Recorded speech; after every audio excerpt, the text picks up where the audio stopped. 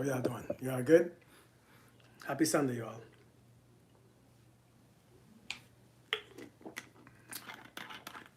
Happy Sunday. How do I fix this? Hope you guys are having a blessed weekend, or had a blessed weekend. It's almost over. How y'all doing? Y'all good? Figure let me come on here and talk a bit, just a little bit. This screen right here is so clear. How y'all doing? Happy Sunday. Happy Sunday night. Happy weekend. Happy all those things. Hey, Jamisha. Hey. Jamisha, you was on my mind just now. Hey, Miss Michelle, how you doing? Hey, Chesney. How was your weekend, man? You all had a good weekend? A good blessing weekend? Pumpkins, what's going on? I'm wearing a bright orange. I'm bright today, ain't I? I'm very bright.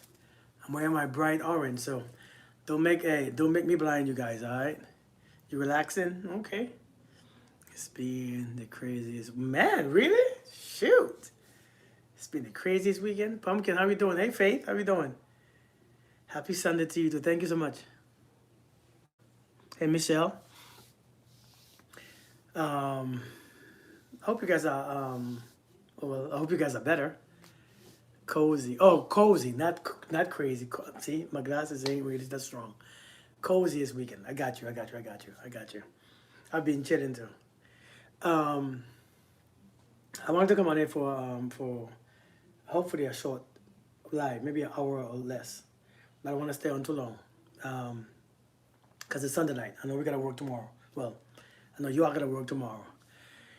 You are so on point with your words of wisdom. I found out my husband is on. Oh my God, I'm sorry to hear that.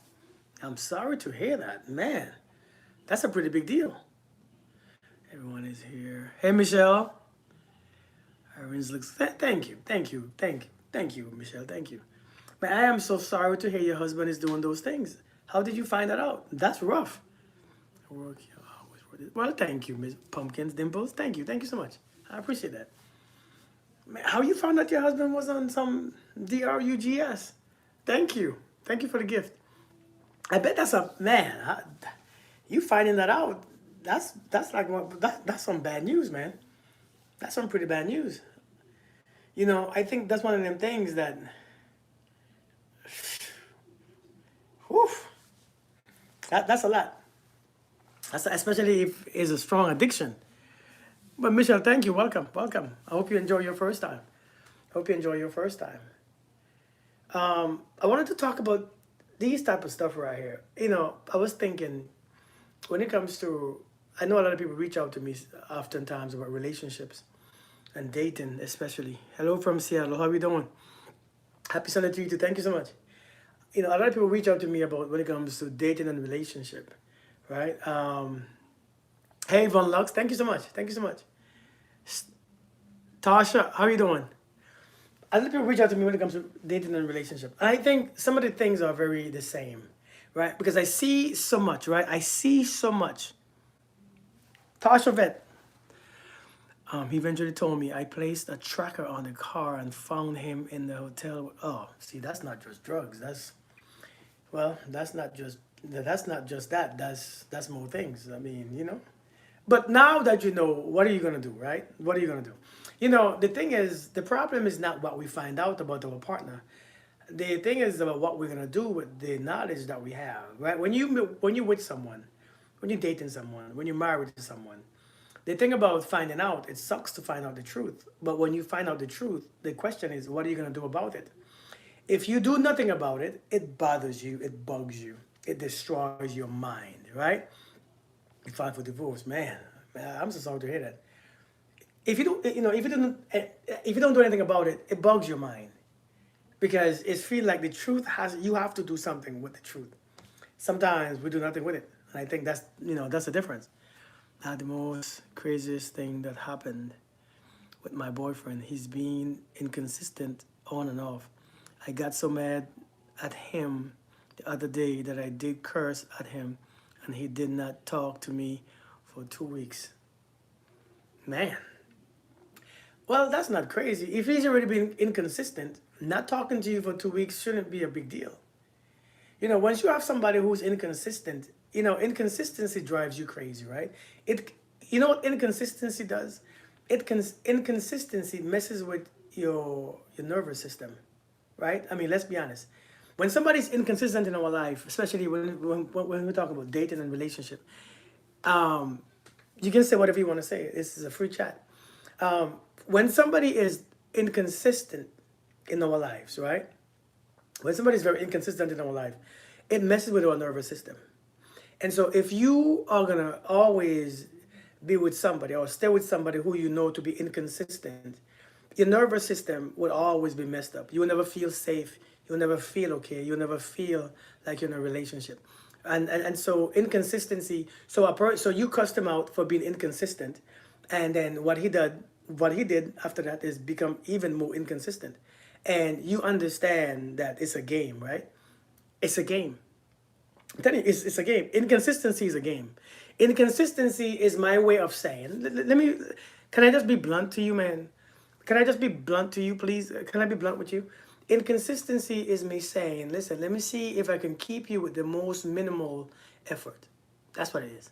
Let me see, right? Let me see, right? Gain control. Hey, Labria, inconsistency is me saying, let me see if I can have you and keep you with the least minimum effort. That's what it is. It's saying, inconsistency is saying, let me see what I can get from you while giving you the least. Inconsistency is saying, listen, I don't really want anything much, but if you give it, I'm going to take it, right? Without any type of commitment. If you give it, I'm going to take it, but without commitment. And I want to make you know for a fact that, you know, I'm going to be not there. You can't depend on me. Inconsistency is me telling you, you cannot depend on me, and I don't want you to depend on me. That's what it's telling you. That's really what it's telling you, right? Hey, the mind buggler, how you doing? And so if you're gonna continue with an inconsistent person, that is on you.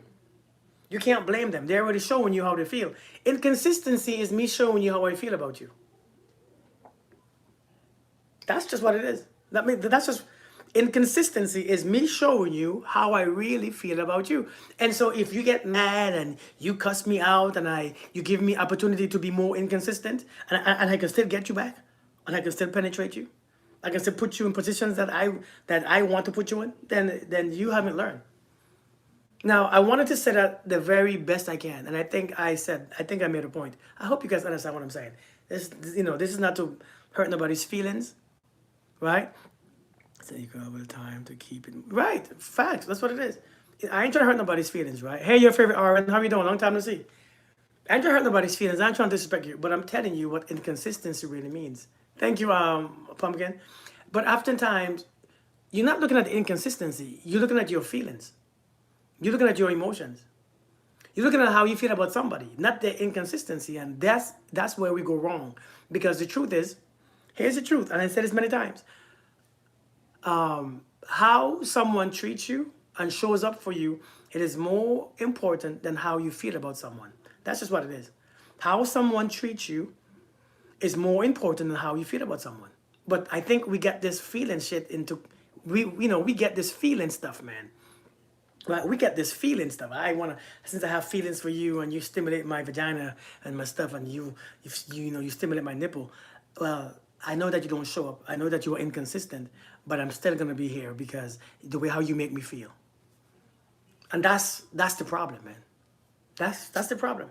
And so this is how we stay stuck. And we're not stuck. We're stupid. I mean, seriously.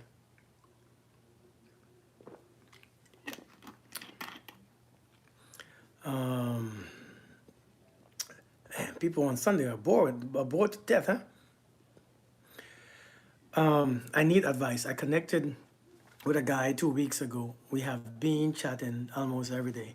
Never met in person. Yesterday, he asked me to in a committed relationship with him. Do you think this is too fast? Connected with a guy 2 weeks ago. We have been chatting almost every day. Never met in person. Now I think it's ridiculous. I think I think it's ridiculous. I think it's very ridiculous.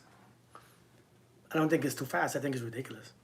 How would you know how somebody's energy feel if you haven't met them in person?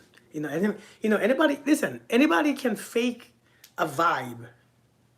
Anybody can fake a vibe online, you know, because you don't know anything about them.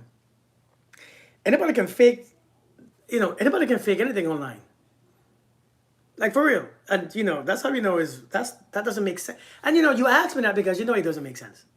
If it doesn't make sense to you, it probably don't make sense to me or anybody around you. Some things just don't make sense. Anybody can fake a vibe, especially online. We can fake vibes online, especially online, where nobody know who you are, nobody can see you, nobody can feel your attitude, nobody can pick up on your anger or your resentment, you don't know who you're dealing with. You're probably a scammer for all you know. It's probably a damn scammer. Thank you for the heart me. So hey, listen, be safe out there, man. Be smart. Don't assume that, that's like hiring somebody that you never met. Would you hire somebody into your business, make them your accountant? You never met them before? Why do we think relationship is any different? Even when it comes to jobs and career, you have to meet the person. You put them in probation. You see them work. You see their work ethics. And you see all these things before you actually hire them for real. So when it comes to relationship, why do we do so little vetting? Because in dating and relationship, why do we do so little vetting for somebody who can ruin your life? You give somebody a big part of your life in a relationship, right? A huge part of your life. You give somebody access to all your emotions, all your energy, all your thoughts, your connection, your body, your spirit. You give a person that connection to everything, and they're inconsistent. I mean, come on. Let's think about this for a minute. You give somebody so much access to you, your spirit, your body, your emotions, your feelings, your life. Then if you have kids, right? Your family. You bring the energy into your family. You feed it to your kids. You give them access to so many parts of your life, and a person is inconsistent. You haven't met them. That don't make no sense. No. Hey, Janae, how are you doing? Good to see you. Happy Sunday to you, Prince. How are you doing? But that don't make sense. What kind of mistake you make, Zodiac Zozo? If you haven't, especially if you haven't met them, man, that's too much access. My husband loves me, but he is too shy to make a move in our intercourse. I always make the move. Why? That's not about shyness. Your husband is not making the move because when you met your husband, he wasn't the aggressor. Now, sometimes you have to go. No, everybody ain't the same. Men, all men ain't gonna be the same, right? Happy Sunday, Chris. Now, every man is not gonna be the same. Every man don't like making the first move. But however, look and see how we started out. You're the more aggressive one. Now, check this out. In every relationship, there's always a balance. It's not, let me tell you this, and the balance is not always the man who is the more dominant one. Sometimes the woman is. And sometimes the man begin to lean on the woman for the dominance. If you are the one who usually make the first move, or you're the one who call first, or you're the one who text first, then yes, he's gonna fall in line. Because understand, your energy dictates which energy is drawn to you. Right. So he's calm and you are the aggressive one. And so therefore, that's how you attracted him. Listen, your energy attracts the opposite. It looks for balance, right? When you're looking for something or someone, what happens? It seeks that balance. Somebody who likes going out loves somebody who's at home. Somebody who's on social media loves somebody who's not. Somebody who is this loves some, and that's because you usually seek that balance. And when you're seeking that balance, you have to understand that's the person that you chose. And if you chose that person, just go with it. It's not wrong or right. Just go with it. If that's the man that you chose, go with it. There's not wrong or right. Don't assume that he's gonna change, and don't ask him to change. Let him be the same. You be the same too. It's just sometimes your ego begins to question because you hear other women say, "My man is the one who makes the first move, and my man is this, and my man." Your man ain't like that. It's okay. Let it be okay. That ain't your man. Your man is different. It's okay. Every woman is not the same either. And that's okay. But you chose them. Leave them alone. Leave them the way how you chose them. Don't fix them. Yeah, that's what I'm saying. Don't let these raggedy people around you change that. People ain't people. You know, one thing about relationships that I realize, man. Indeed, the mind boggler. You know, one thing that we need to understand too, man, is we need to. You know what I realize in relationships and dating? Nobody, right? Nobody. Hey, Miss Demi, we are no longer appreciative and grateful. What we are is demanding, and we have expectations. Nobody says thank you anymore. Hey, thank you for calling me. Hey, thank you for coming. Hey, thank you for meeting up with me. Hey, thank you for the conversation. But no, just because we married, just because I'm with you. No, how do you submit the question, or how do I submit? Is that what you're asking me? How do you submit the question? Or you're asking me how to submit to a man? Is that what you're asking me? But seriously, one of the biggest thing is learning gratitude. We are no longer grateful. We expect people to do, right? And doing people, I'm telling you, I'm still that man that says, hey, thank you for your time. Hey, thank you for your, thank you for the conversation. Hey, I appreciate, sharing your life with me, right? Wait, you could just ask me the question on here. If that wasn't the question, go ahead, ask me the question that you want to ask me.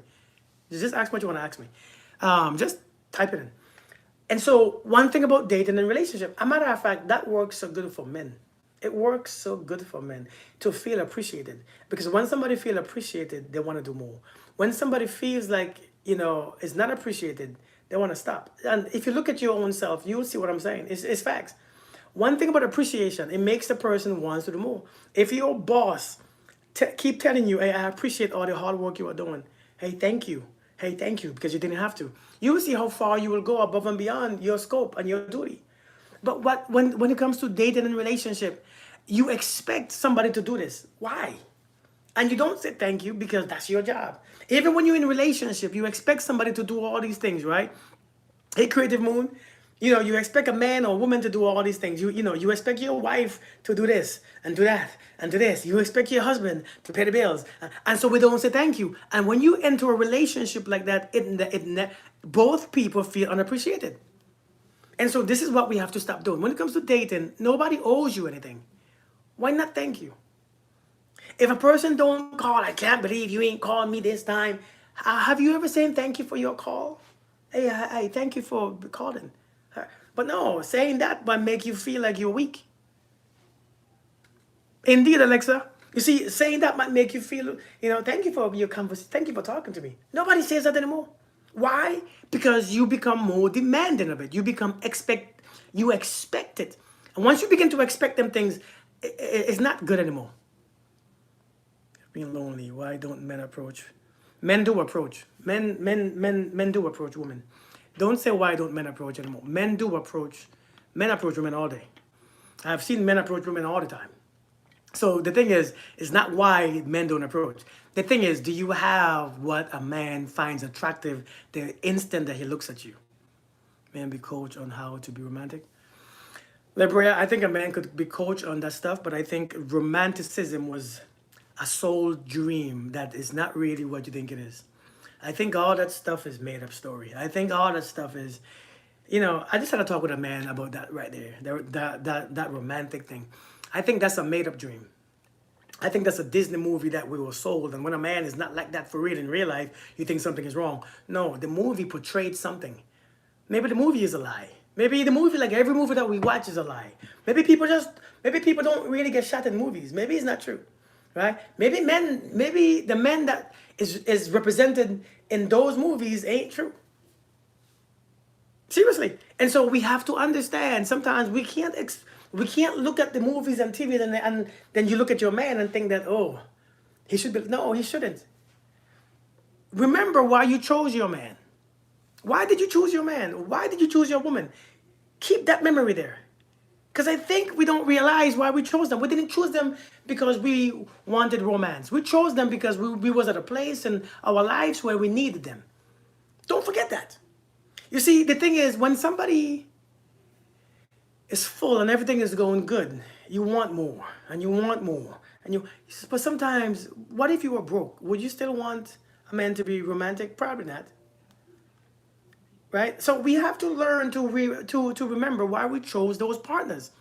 Because I think we forget. Yeah, hey Cicely, good to see you. But listen, I'm telling you, man, just some men we are not that. That romantic stuff is not true. A matter of fact, a woman romantic, think about it. Are women romantic or you want to be romanced? Which one is it? Are you romantic as women or do you want to be romanced? And who sold you that dream? Now, I'm not saying that men are not like that. I'm saying if if the majority of the men are doing that, then it's probably something that you were sort of lie. I'm just saying.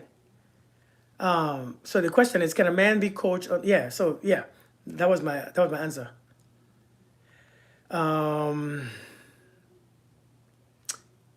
Von Lux, I didn't see the first part of your question. He said, but no calls for a long time makes no sense, and it doesn't make sense. When a man is interested, he want to hear your voice.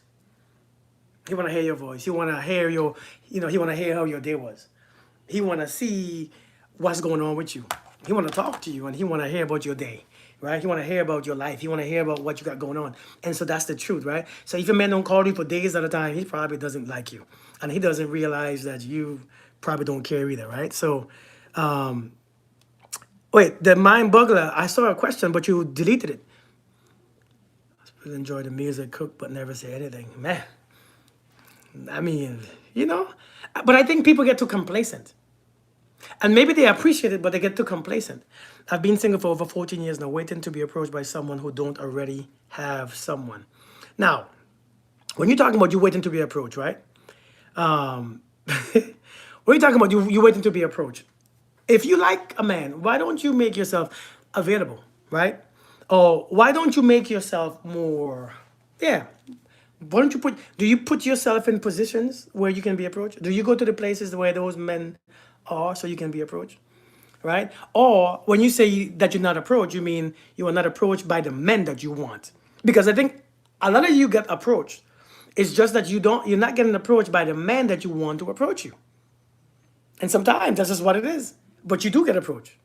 It's just that you want it your way. It's like Burger King. You want it to happen on your time, on your day, when you choose and you want to I want a man like this and this to approach me. You don't get to decide who approach you. You get to decide who you choose. I have a different question. Okay, cool. You see what I'm saying? You don't get to pick who approach you. You get to decide who you choose, right? Or you entertain. But I think a lot of women, listen, I've seen unattractive males approach beautiful women and they feel like they're offended. But hey Tracy, oh my God, you think that you're gonna have you seen me? Have you looked at yourself? Do you see me? Me? And so women get offended when a man who's not attractive, but the man who's attractive, that's where you want to approach you. And these attractive men these days, they ain't approaching you all. You could, hey, listen, cross that off your list. These attractive men, they ain't approaching you all. These attractive men are like sensitive. Pumpkins, you know what I'm talking about? These attractive men, no, sir. Because they are used to being approached. You see, a man who is used to being approached ain't approaching you. Because he waited for you to approach him. Because he is ready. He's used to it. These men, some of these men don't even know how to approach you because they have been pretty privileged all their life. So they've been approached. There's women always looking at them. Women are always staring at them. Women are always sending them DMs and stuff. They're not trying to approach nobody. So sometimes it's not even you. But sometimes also, have you set yourself up to be approached? They have a lot of options. I mean, I'm just saying. They have a lot of options, man. Why do some men assume things will pick back up after not speaking for a couple of months? if a couple of months have went by and you still have their contact, you see, they assume that things will pick back up because you still entertain them. You still answer their texts. You still answering their phone calls. You still saying, hey, I'm good. That's why they assume that. I mean, that's why. Because if a couple of months pass and you still gonna respond to somebody's message, man, who's this? Listen, if there is no, hey Kimberly, if there is no who is this, ask, oh man, you still wanna, like, you still curious about after 2 months, you still curious? But I'm saying, these men assume that things will pick back up because you still answer their phone. You still answer their calls. After a couple weeks, a man don't respond to you. Listen, it's a wrap. Hey, Carly, that should be a wrap, because you don't want to tell these. You don't want to tell anybody, and whether you're a man or woman, you don't want to tell anybody the wrong message that you are just always available for them, even when they're inconsistent. Yeah, you don't want to give that idea to strange men or women. I ain't talking about just men. I'm talking about strange people, men or women. It's been 2 months and you call it. No, you crazy. Who's this? Hey, Rochelle. And so that's what you got to do. That stuff is that stuff is too much. But seriously, man, I think one of the best things when it comes to dating, man. Hey, Rochelle, how you doing? I think one of the best things when it comes to dating is being appreciative. We're not appreciative. The second thing when it comes to dating, man, I think a lot of times, here is one of the issues. Here's one of the big issues when it comes to women and dating, because a woman really thinks that she's gonna have the man who provides, right? And you also want him to be attractive. Shit. Listen,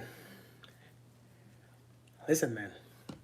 Some of y'all want your man attractive like a freaking movie star. Some of y'all, somebody said, I don't see good looking men no more. I never see good looking men. Everybody who I saw who's attractive is the woman. I don't see attractive men. No, men are not built to be attractive. Men are not built to be men. There was no time, there was no place in time when men was attractive like that. And so men, you're looking for a sexy, beautiful man, you're gonna have some trouble, right? But when get you're looking for a sexy, attractive, you're gonna be in trouble, because just like how you want him and he has no discipline, she gonna want him. She gonna look, and you're gonna blame him for being weak. When everybody's showing their naked asses online, you're gonna blame him. Man, come on now. Listen. Sometimes you can't have to. You can't. You want a man who can provide and pay all the bills, and you want him to be attractive too? Are you crazy? These men are wanted and desired. No, I'm not saying that they don't exist, but I'm saying you have to look what you are. And I know this sounds like crazy. Did he really say that? Yeah, I really said it. I don't know why you all want these pretty ass men, especially nowadays in this world where you don't know what they really like. And stay at home, right? And listen, I don't want to say the wrong thing, but I'm telling y'all, man, y'all need to chill. What's going on, Ray? You changed your name again? How you doing, man? Should you entertain a man who you see good qualities in but is insecure? I mean, sometimes, listen.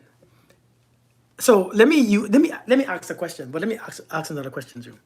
Right? So the question is, should you entertain a man who you see good qualities but is insecure?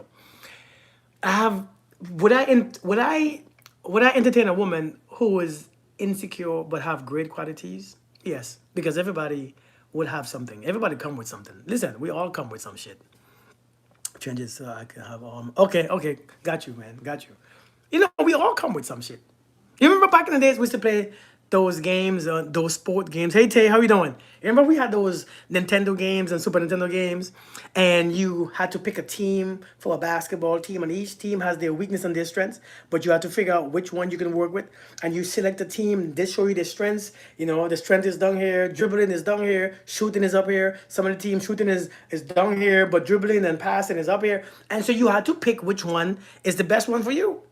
But everybody come with something. And sometimes an insecure man is not always about women. Some men were hurt just like women. Some men were hurt just like women. And sometimes, unfortunately, The only place where he will find his healing is with you. Seriously. Hey, Beauty Delicious, how you doing, kitty? The only place where he will find that security is in you. Sometimes we are there to heal people too. I mean, we don't heal people, but we provide a space where people can fix themselves. We provide a space where people can see how beautiful and strong and powerful and amazing you are. And as they be around your energy, the nervous system becomes calm again. Listen, let's be honest. He projects a lot, like he expects me not to like him. Yeah, I mean, that was me at one point back. I mean, by the way, that was me at one point. So I get what you're saying, because maybe he was told something. I was told certain things when I was younger, and I believed it. And so I would talk to women, I would approach women, I would be with them for 2 months, but I remember what somebody told me. I was told that when a woman gets to know who I really am, she will leave every single time. I believed it. It sunk in. It sunk in deep. I believed it with all my heart because somebody who I loved and who said that they loved me told me that. And so if you love me and you saying this about me, it must be true, right? Remember, what our mothers and fathers tell us, it must be true. Because they told you that you were stupid. They told you that you was this. They told you, so it must be true. They told you about God. They told you about all these things, right? Hey, Jillian, how you doing? Good to see you. And so it must be true because you value this person. And so whoever the person that you value will say certain things to you and you might actually believe it. And so some men and some women, we have been in relationships, both of us have been in relationships where we gave somebody so much power and they told us things about ourselves. I was told by a woman that I loved, that who I swore loved me, that Kirk, any woman that you meet in the future, when they see who you really are, they're gonna leave because you ain't shit. Seriously, that's what I was told. And it came to pass because I really believed it. Number one, they told me I was ugly. So I believed that. So I didn't look at you in your faces, right? I didn't want to see a woman. I didn't look at women in their faces. I couldn't. In their eyes, I always turn away. I always turn away. You would be right here and I would turn away. And one day somebody, why you turn away? Because, why? What's the issue? And she's like, look at me. I said, for what? Right? I'm talking to like, for what? What do you want me to look at you? And she's like, why you don't look at me? I said, I won't look at you. I look at you all the time. And I'm talking like with my head turned. She said, Kirk, what's wrong? I said, nothing is wrong. Why do you think something is wrong? She said, Kirk, and I think she figured it out. She said, Kirk, you're a beautiful man. I said, what do you mean? She said, you're a very good looking guy. I said, why are you saying that? She said, because it's true. You're a good man too. I said, what do you mean? What are you talking about? And I had a tear in my eye, and so I had to turn my head. I had to turn my head and walk away because I'm like, really? What? And so many of us can be effed up sometimes. We can have somebody tell us all the things that will defeat us. And sometimes they tell us these things so that we can stay. Nobody gonna want you. And they try to control you and to manipulate you. And so sometimes when a man does that, sometimes he faces the same reality that as a woman do. We all have the same battles. And so every woman that I messed with later on in life, 2 months, I was gone. I was there for 2 months because I wanted to stay sometimes, but I couldn't because when you begin to see the man that I am, you will leave anyways. So I left first. And so sometimes we can be so effed up and so I came to be known as a player. I was like, but I'm not a player. That's not my intentions. It's not to hurt you, but it did. It ended up hurting people because I couldn't stay. You got him for someone else. I mean, you're not healing nobody, right? Listen, you're not healing people. We don't heal people. But here's what I'm saying, right? Here is what I'm saying. This is what I'm saying. You're going to meet people who are not, we are not completely there either. I mean, many of us ain't completely there, right? We're not completely there. Many of us ain't. And so since many of us ain't completely there, you must understand that people don't come completely there for you too. But the energy and your non-judgmental ways and your appreciation and your words of this and that's if that's your character, anybody who comes around you in your presence will begin to find their own healing because you provide a space, not that you try, right? Hey, Kathy. It's not because you are trying, by the way. It's not because you're trying. It's not because you are Jesus. It's not because you're doing anything. It's your character. It's you're not judging them. You're letting them be as they are. And when you listen, I'm gonna give you the hack. You want somebody to stay in your life. You want somebody to stay around you. You want somebody to stay permanent in your life. Let me give you the relationship hack.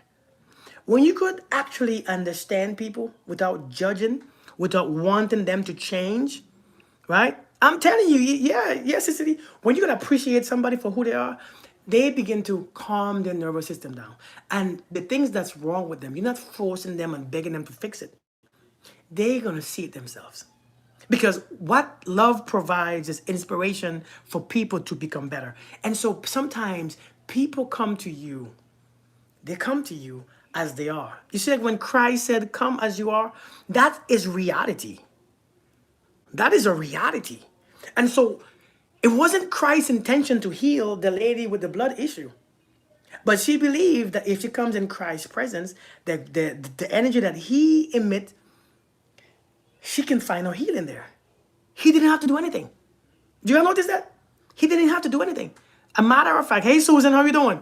A matter of fact, with Christ, he said, hey, he never said, I healed you. He said, your faith has healed you. Sometimes you provide a space where people can feel loved, where people can feel respected, where people can relax, where people can smile, where people can be calm, where people don't feel judged, when people don't feel ashamed of their past or their present or their reality, where people are not angry all the time. And so you begin to heal people's nervous system, not because you are trying, but because the energy that you are.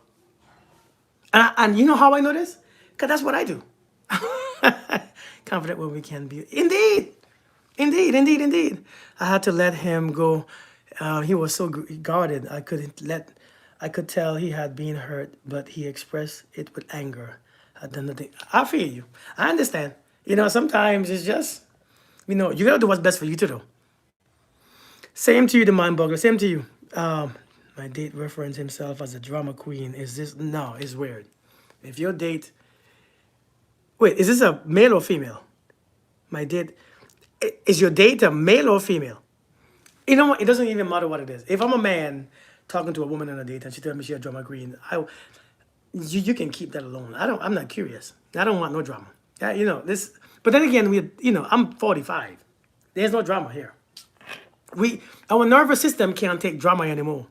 A male? Is a male that said that? No. If a woman said that, I can't do it. But if a man said that, oh no, we good. I'll pass. At this age, seriously, do you see as we get older? You notice that as we get older, we can't eat as much. I had some Lay's chips yesterday, or 2 days ago, some Lay's potato chips. I put a thing in my mouth, man, I taste all the salt. I never tasted the salt before when I was younger in my 30s. But in my 40s, I can taste every salt grain they put on those Lay's potato chips. I'm looking at my kids, they're like, you want to eat this? Is it extra salty? They're like, no. I said, you sure? Is it my taste buds that's checked up? That thing is salt as hell. So I said, no, I can't eat this no more. I said, I'll take some saltine crackers. I went to grab my saltine crackers. I think my shit is off. Salty as, I said, this is what saltine crackers taste like too? With some cheese, and the cheese is salt too? I said, nah, man. Let me eat some fruit, some fruit candy. Eat the damn fruit candy, it's sweet as hell. I said, what the hell is happening? I gotta eat boring things because my nervous system can't. I'm too old. As you age, man. Hey, Aisha, how you doing? It's just that your body can't take certain things anymore. You're not attracted to salt or sweets anymore. You just want to be in that in between. Hey, in the in between stage. You can't, because my mom used to always say, "Oh, that's too salt." Never understood her. What am I saying is this right here. Hey, what's what I said? Yeah. What I'm saying is this right here. When you are a drama queen or a drama king, and you dating somebody in their 40s or 50s, no. 30s, no. 20s, yes. Be a drama queen or king all you want. But in our 40s, we not taking it because our nervous system ain't set up for that. All that listen, have you listen? have Can I ask you a question? At this age, 40s, 50s, I'm talking to my 40-year-olds, maybe my late 30s, 40s, and 50-year-olds. You ever been around? When's the last time you've been around somebody who was complaining? How did you feel? Oh my God. We done with the drama. Eat healthy food. I'm telling you. Hey Lisa, how you doing? When you're around people who complain now, it's not the same. You're like, wait, no. Why are we talking? It stresses you. It makes me feel like I want to hurt. Like, geez, that stuff drives me nuts to me. I ain't gonna lie. And so when you're talking about somebody who's talking about I'm a drama queen, especially a grown man saying that, oh no, no, no.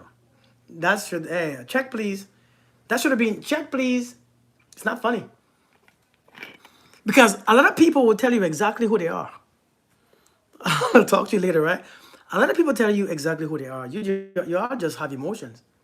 You all just have strong emotions. You all have strong ass emotions. You feel drained. I think drain you so fast. I think drain you so fast. Yeah, the victim mentality too, man. I think drains you. It's too much. But I'm telling you, man, one thing I learned about relationships is be grateful. Go with the complaining and do something, right? Be grateful. Somebody texts you, be grateful. Somebody calls you, be grateful. Somebody spend time with you, be grateful. Imagine if both people were grateful in each relationship. Imagine if both parties was actually grateful. Imagine how relationship will run if both people were grateful that the other person, oh, that, you see what I'm saying? Imagine if we were grateful. But no, we can't be because this is what you already expect. I expect him or her to be this. And so when you have those expectations, there's no gratitude with it. Because expectations and gratitude don't come together. For real, think about it. Expectations and gratitude do not come together. And so now we have demands. If he ain't doing this, if she ain't doing this, if he ain't putting it on me like that, if she ain't sucking it like that, if she ain't, and we have all these things, and look at us, we still ain't finding that person. Because why? You don't realize that gratitude is the power. It is your superpower. Yeah. Gratitude is your superpower. Hey, thanks for sharing your life with me. How about that? Thanks for sharing your family with me. Thanks for spending time with me. Thanks for the conversation. I appreciate it. Thanks for hanging out with me today. I don't care how far we are along in a relationship. I don't care how far along we are in a dating phase. I don't care how far we are in our marriage. It doesn't matter. Thank you. Hey, thank you for doing the laundry. Thank you for leaving me here on. But seriously though, we have to be grateful. But we're not. And so when the other person realizes that they are taken advantage of, because you don't say thank you, you don't appreciate it, you don't, then people just feel used. Because people do a lot. Just a simple things can go so far, for real. One of my friends will complain all the time. I've been trying to help him see the positive. He's a brand new person these days. I'm so, that's good. See, that's good. But be grateful someone is there to leave here in a sink. That is true. We have to find the things that's most important to us. And we have to understand in people, there are going to be some things that we can't stand. I don't have to love everything about you. I just have to love you. I ain't got to love all this shit about you. But that's your shit to deal with. I don't have to love everything about you. I just got to love you. And everything about you is your business. You like it. If you like it, shit. Who am I not to like it too? Expectation, just watch to see how you will naturally treat me and see if I'm interested in that. But understand, as we watch to see if how they naturally treat you, we have to see how we naturally return the love and return the energy. Because a lot of us, we are only waiting to return if something is good or worth the return, right? We are only, listen, think about what I'm saying.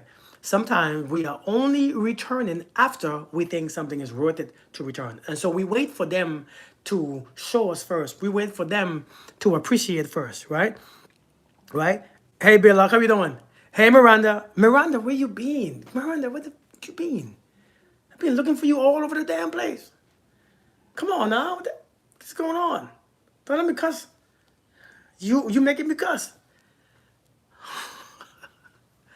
What's going on, Miranda? I was thinking about you today. I was like, where the hell is Miranda? You look at I don't cuss. Because if I cuss, it would sound terrible. Just remember, F. Like, F, man. You're being MIA. See, I can't cuss. I just joke. This went down the wrong hole. You ever had something went down the wrong hole? How many holes does a throat have? How many throats? How many holes do with? How many? You ever had? Yeah.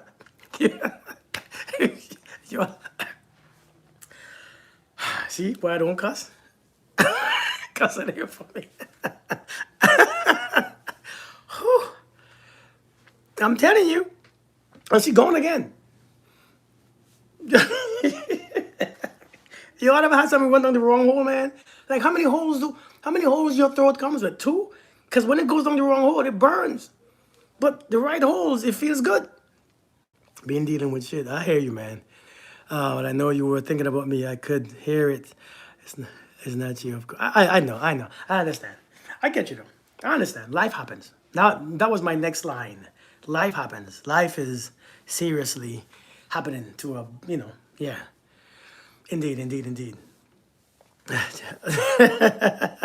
I know, right? I know, I'm Chesney. But yeah, man, gratitude goes a far way. But this is what I'm saying. Don't wait for the person. Don't wait for that person, man. Oh, you over there too? Hello, Chiquita. How you doing? Don't wait for that person to show up before you show up. I think you should show up the first day. And don't hope that they show up. I think you should show up. I think one of the things that we have to learn, whether it's friendships, whether it's our kids, our families, our friends, our partners, our dating, we show up fully. We show up being fully you, right? And so you don't have to wait for them to show up before you show up. I think when you show up fully, you're so much more confident. You're so much more open. It's so much more a blessing to be around. Not just a pleasure, a blessing to be around when you show up fully. You see what I'm saying? I'm doing well too. Thanks for asking. When you show up fully, people are drawn to you. And sometimes some of us, man, I ain't gonna lie. Listen, let me be honest. Some of us, not we are put here to do this, but some of us understand the power of showing up fully. Because we don't have the luxury of waiting for you to show up before I show up. If I can't show up, especially after all the healing, after all the awareness, after all the stuff that I've experienced, if I can't show up still at myself fully, whatever I'm going to do, let me do it in the first day. If I can't show up fully, then what am I doing here? Right? Don Cheadle? Yeah, that's me. Oh, that's hilarious. Yeah, always be yourself. I think when you start showing up the way how you show up, you attract people in a different level. But I think when you wait to show up, when somebody show up afterwards, that person will never show up too. And both you are it's just timeout. It's boring as hell. It's two boring half people. Two whack, slow people just there waiting for each other to show up first. Well, let me see if you love me first. Let me see if you're nice first. Let me see if you're kind first. Let me see if you're going to be... No, you can't do that. To hell with that. To hell with that, man. I'm going to email you tomorrow. And okay, cool. I already got a job and I actually own a nice deal. I don't know what you're talking about. You already have a job. Or maybe I missed something. Because you're telling me you have a job. I don't know what you're talking about. Because we ain't talking about working here. Let me see something. Did I miss any questions? I think I missed some questions,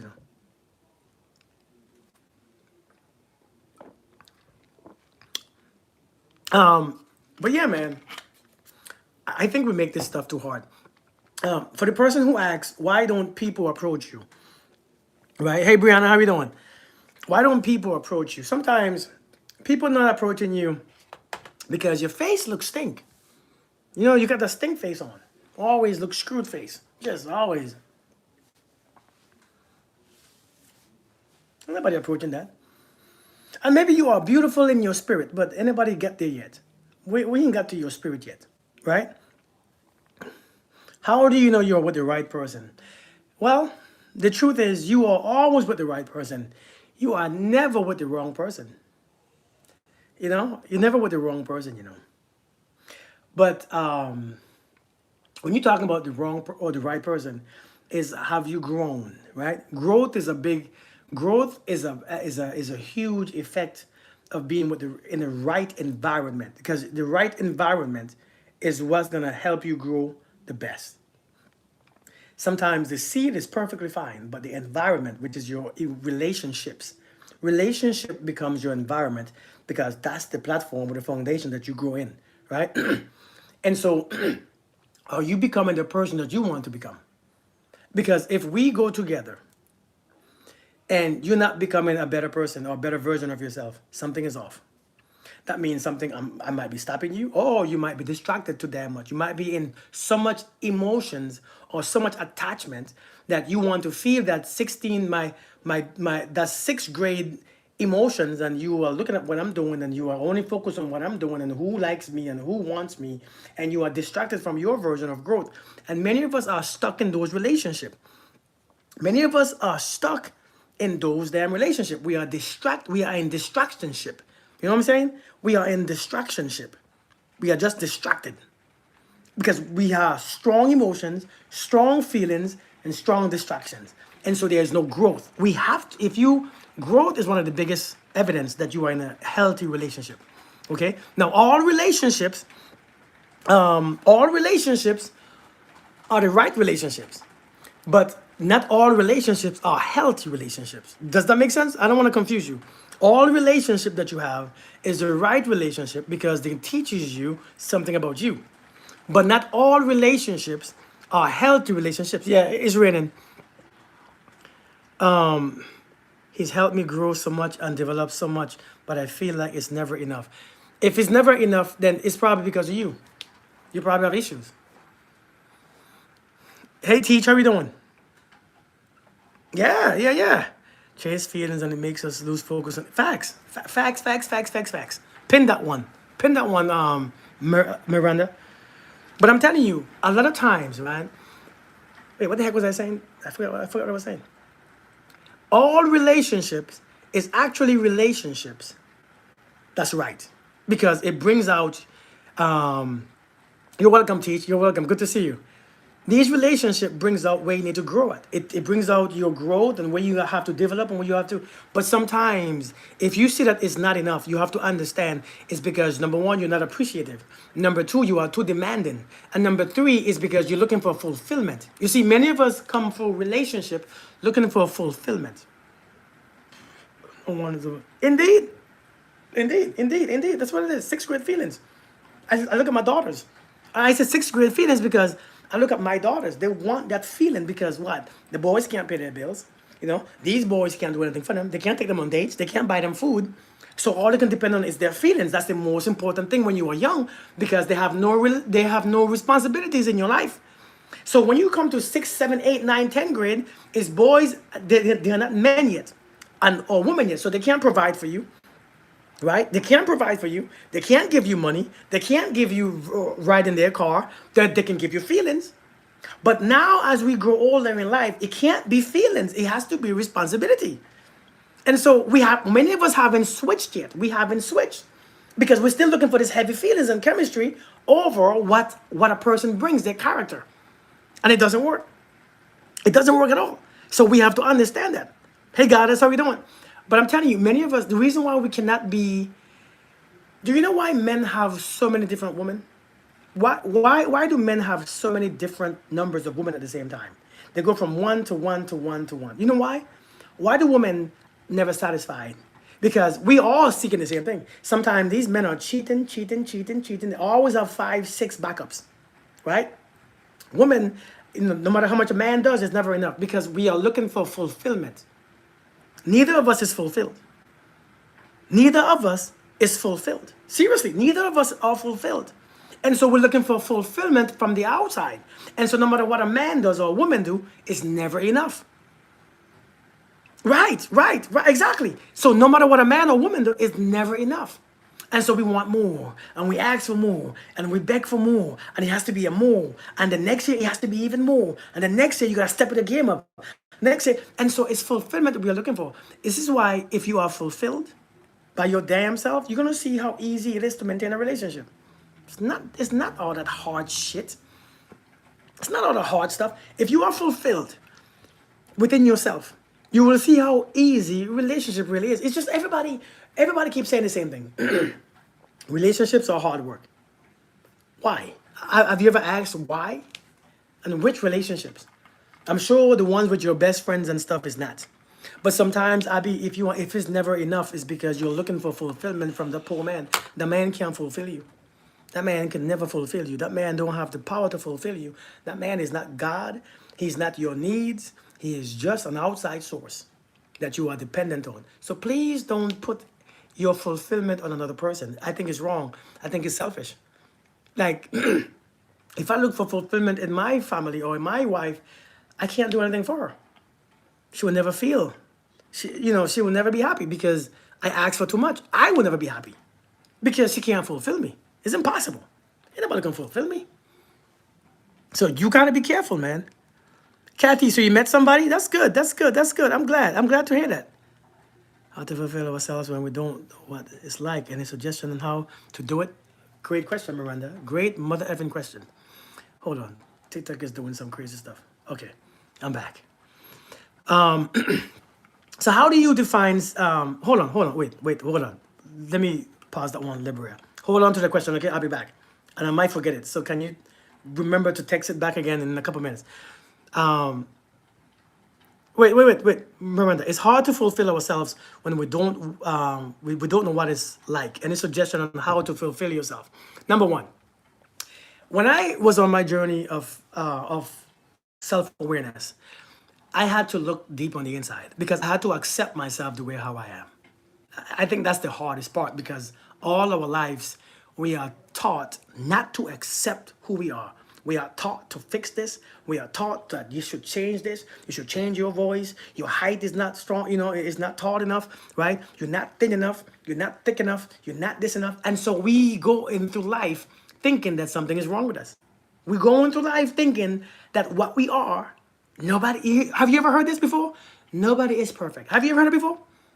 No one is perfect. And everybody agrees with it. But why? What does perfect look like? If we don't know what it looks like, why do we think we should be? And what are we comparing ourselves with? Who are we comparing? What is perfection? Hey, Danny Sunflower, how you doing? Nobody is perfect. Then why do we use a stupid word? If nobody is perfect, then whose is the model? It makes no damn sense. And so we're looking for that thing that can help us. So we go to school, we get more degrees, we make more money, we read this, we put all this stuff on our faces, we fix our eyebrows, our eyelashes all here.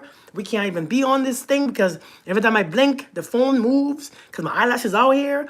And then, I want my ass bigger and I want my penis bigger because what? I believe that women want this big old thing like looking like this. And so now I don't feel good about my penises because the one that I've been with had some monster penis before. And now she's looking at me like, Kirk, your penis is in there. And so now here I am confused. And so now all we are doing is validating ourselves based on what society is telling us. And so on my journey, I had to realize ain't shit wrong with me.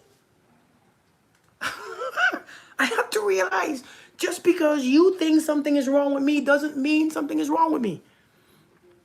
Just because you have an opinion about how tall I should be. I remember I was tall because I'm a short dude. I remember somebody told me when I was younger, which effed me up too. Say, oh, you won't find a woman like that because you're short. And I believed that until I realized I never had an issue with women. So I'm like, well, that's a damn lie, right? I'm like, let me cross this shit off because how? I'm proving this wrong every day. Let me cross this off. But I'm realizing people have their opinions. And so if you take people's opinions about you, so how do you fulfill yourself?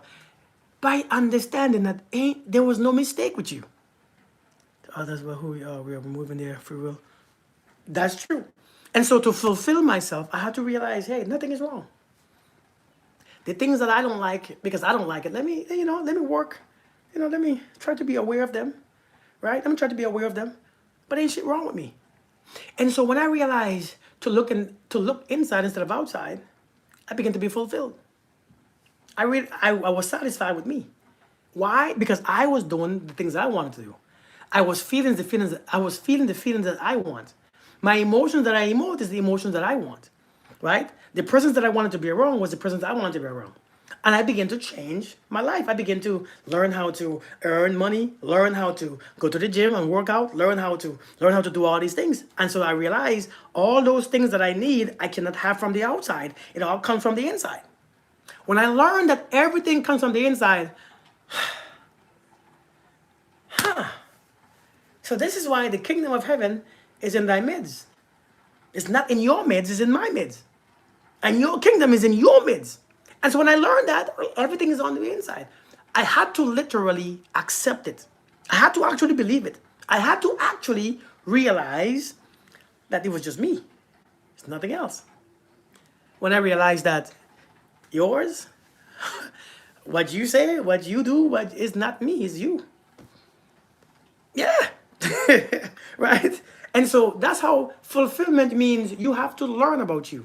It's not this. I ain't talking about learning what happened to you, why it happened to you, how this happened to you, how did it happen to you. Hey, soul, what made it happen? No, I'm talking about learn who you are. Learn the truth about you. Learn that you, and the truth is you have the ability to be whatever you want to be. Right? Learn the ability. I mean, you have to understand that whatever is in you is good enough, and you have to learn how to bring it out. Learn to do it consciously. Bring awareness to it. So how do you define settling and being fulfilled? Hope this makes sense. How do you define settling? I don't use that word settle. I think settling is a word that we use too loosely, like how we use narcissist and we use all these things, right? Right? I think we use that word settling because we think somebody's gonna come the exact way that we think they're gonna come. Nobody comes the exact way how you expect.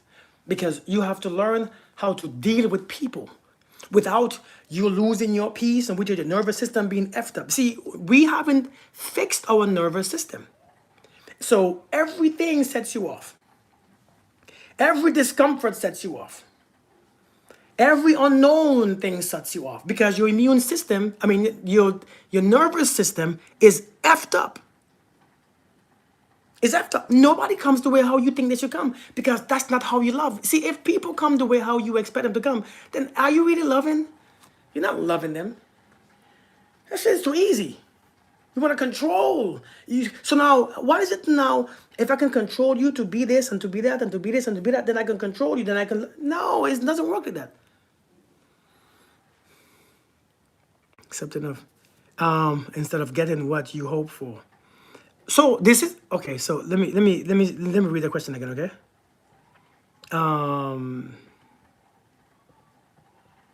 Shoot, where's the question, man? Can you restate the question again? I think she means accepting what you can get. Soul, how you been? Instead of getting what you hope for. Hope is not a real thing. I don't really deal with hope. I was just telling somebody the other day, hope is not something that's real. How do you define settling and being fulfilled? Being fulfilled, right? Here is being fulfilled. Being fulfilled means you can't make me happy. You can't complete me. You're not going to be everything to me. You can't be everything to me, right? And so I have to find the things that's most important to me, right, in someone. Understanding that they're going to have things that I might find as flaws, which is not flaws for them because they are perfectly fine that way, right? So it's not flaws, it's people are completely fine being a certain way. Just because I don't like it because my nervous system can't handle it, it doesn't mean that it's their flaws. People are just who they are. But I have to look for something that's the most important things to me, right? And understand that some things just won't be there. Right? Sometimes I might have, sometimes you might meet somebody who has a great character, right? That are humorous, right? They have humor, they have great character, they are driven, but they're not affectionate, right? They don't show affection much, or maybe they just, and so sometimes affection, I can give affection, but you're great character, and because everybody has their shit. And so you have to know what you can deal with. And then when you meet them that way, don't try to fix how they are. Leave them alone. That's how you find them. When they are ready, they'll do for them. If we can learn that, so then you might consider that settling because you're not affectionate. That's not settling. That's real. That's reality. That's being realistic. Nobody comes fully who you think they should be. Nobody brings everything to you. You have to do some work too. You have to learn how to accept. You have to learn how to love. You have to learn how to leave them people alone. You have to learn, and it's not settling. And we consider that settling. You not settling. You realize that your nervous system is relaxed. You understand that they love you because you understand that they spend time with you. They are kind to you. They're just not affectionate towards you because they're just not. Does that make sense? Does that make sense to you all? I'm doing me for 2025. Good, good. Do you? Indeed, indeed. You're not settling if you're happy and satisfied. So I hope that makes sense. Hey, Ashley, how you doing? Good, good. I'm glad because ain't nobody bringing the other stuff to you. You're going to have to go find them yourself. Do you think you have to be alone or suffer before you trust yourself? Do you think you have to be alone or suffer before you trust yourself? Lord have mercy. No. You learn to trust yourself by making decisions continuously. You know how you know what the best way to trust yourself is to make decision. Stop being afraid to make decision. Stop being afraid to get hurt. Stop being afraid to fail. Stop being afraid. When you could actually make decisions without, if you make the wrong choice, I can't believe oh my God, I have to forgive myself and all that nonsense that we be doing, all that extra drama shit that we be doing. I gotta forgive myself. Oh, I gotta go through. No, shut up. Just you chose the wrong. Pick your shit up and move to the next one. Now you know it's wrong. Why you gotta go through all that stuff again? Now you know you chose the wrong one. Now learn to choose the right one. But you don't have to. I gotta forgive myself, and I gotta all that nonsense that people this right here. This is shit that makes us stuck. Then do it. That's what it is. If you say, I'm going to do it, just do it. I don't care what you say. Do it. I don't care what conditions it is, whether it's raining, whether it's sunny, and when you begin to decide and make decisions, when you begin to make decisions, you will see how much you trust yourself because you understand, even if it's not the right decision, F it. When I get to that point, I'll decide again. I'll pick again. Whatever step that I get to next, I'll be okay. I learn how to decide. Right? But many times you are so afraid, man. The hard breathing. What do you mean? So that you trust yourself that way. That's how you trust yourself, by making decisions every single day and not making excuses, not beating up yourself, right? Hey Vandal, how you doing, brother? How you doing, man? Not beating up yourself. Yeah, not beating up yourself, not being angry and blaming yourself. Well, I can't blame him, so I have to blame myself. Stop blaming yourself. Stop blaming him. Stop blaming her. You see what you're doing wrong. Change it. But hey, Marcy, is it right now? That I tune in makes sense. I told him he's not into me, and then he goes down the list of how he has shown it. So true. Everyone has their own way. Yeah, everyone have their own way of showing love. But hey, Sassy, how you doing? I'm telling you. So that's how you don't have to suffer to trust yourself. You have to make decisions every single day and not being afraid to fail because your failure is not a thing. You don't fail if you keep doing it. Nobody fails if you keep doing it. You only fail when you stop. You only fail when you quit and give up. You only fail when you say, F it, I'm done, I'm so tired. And you start to feel self-pity and you begin to give up. Oh my God, I'm so frustrated because every time I work so hard. And sometimes you work hard doing things that doesn't make a damn difference. Hey, Ashley, how you doing? You notice that sometimes I work so hard, but you're not doing the shit that you're supposed to do. Anybody can work hard extra, right? Right? Blessed beauty. Anybody can work hard doing a whole bunch of crap. But if you ain't doing the right crap, you're going to keep working harder. Does real love between woman and man even exist? Well, the false one doesn't. If love, it exists in you if you give it attention. If you don't give it attention, then it doesn't exist in you. It exists, but you're not aware of it. See, everybody, hey, Hey, Miss Ira, how you doing? Indeed, nothing better feel but a try. So does real love exist? Of course it does. For somebody who is able to actually open their hearts. But for people who can't open their hearts, shit, it's fear. What do you, a lot of times, you know what real love is though? There's the hamster no real, but there's still, yeah, right, exactly. You know what real love really is that we overthink it and overlook it? Real love is the, if you have kids, real love is the ability to accept your kids, whatever they are, and you still accept them without judging them, without wishing them to be different, without looking at your son without wishing that he was a girl, looking at your girl without wishing that he was a boy, right? Looking at your son, not wishing that he was anything else but who he is. If you learn that type, you see, and that's why they give us kids, so that we can learn how to love. Because kids will teach you the F how to accept someone. That's one thing. Kids will reflect to you the love that's in your heart. Kids will reflect to you your ability to actually experience that thing in your heart. And when you could experience it, because many of us wasn't taught it, many of us love is conditional. Many of us love is full of fear and energy and toxicity. Many of us love is full of actions and just emotions. Many of us love is not when we are by ourselves. Now let me tell you how to love. Let me tell you how to love. How can love exist when you dating someone that is very inconsistent? Love don't exist in the other person. Love is not supposed to exist in the situation. Love exists within you. That's how it exists.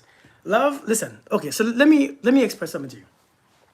One of the biggest things, one of the most difficult things is to love. Just like how one of the biggest things is to be at rest. You see how to just rest is the most difficult things. And when I say rest, I don't mean to take a day off from work and lay down and sleep all the way. So, I'm talking about rest. Can you be just here, rest in your nervous system, rest in your mind, rest in your thoughts? You could do 5 more things today. You can be washing dishes. You can be doing laundry. You could be watching a good movie, but you choose not to. You're just rest. You're choosing to just sit here and recover your nervous system. Breathing, relaxing, expressing your own energy, raising your vibration. The rest that you don't have to do anything to do anything. Don't let it go over your head. The rest that says that you don't have to do anything to do anything. You see how difficult rest is? Because we are so used to doing all the things. You see how we are so used to doing all the damn things? You see how we are so used to being busy? You see when it's time to meditate, you can't sit your ass down and be quiet?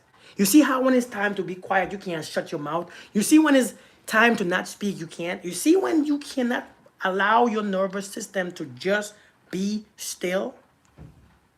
I'm talking about that rest. And even though that rest, that's where everything stems from. That's the beginning of all things. You can't get to it, even as the simplest thing, not to do anything. Well, just like love. Just like love. Love is the most simplest thing. You just think, you are thinking about it. Hey, Steeler girl, how we doing? Stay Steeler girl. Right? It's like me asking you, how do you breathe your heart? How do you breathe? If I ask you the question, it F's with your mind because you are trying to think about how to do it. You can't. I'm for real, Miranda. You can't. Well, how do you breathe? Explain to me. I can't explain to you that nonsense, but I can do it. And so when you're trying to explain love, it doesn't work because it doesn't make sense. You just breathe. But when it's time to love, nobody thinks love is not between two people. Love is within you. Love ain't got to do with two people.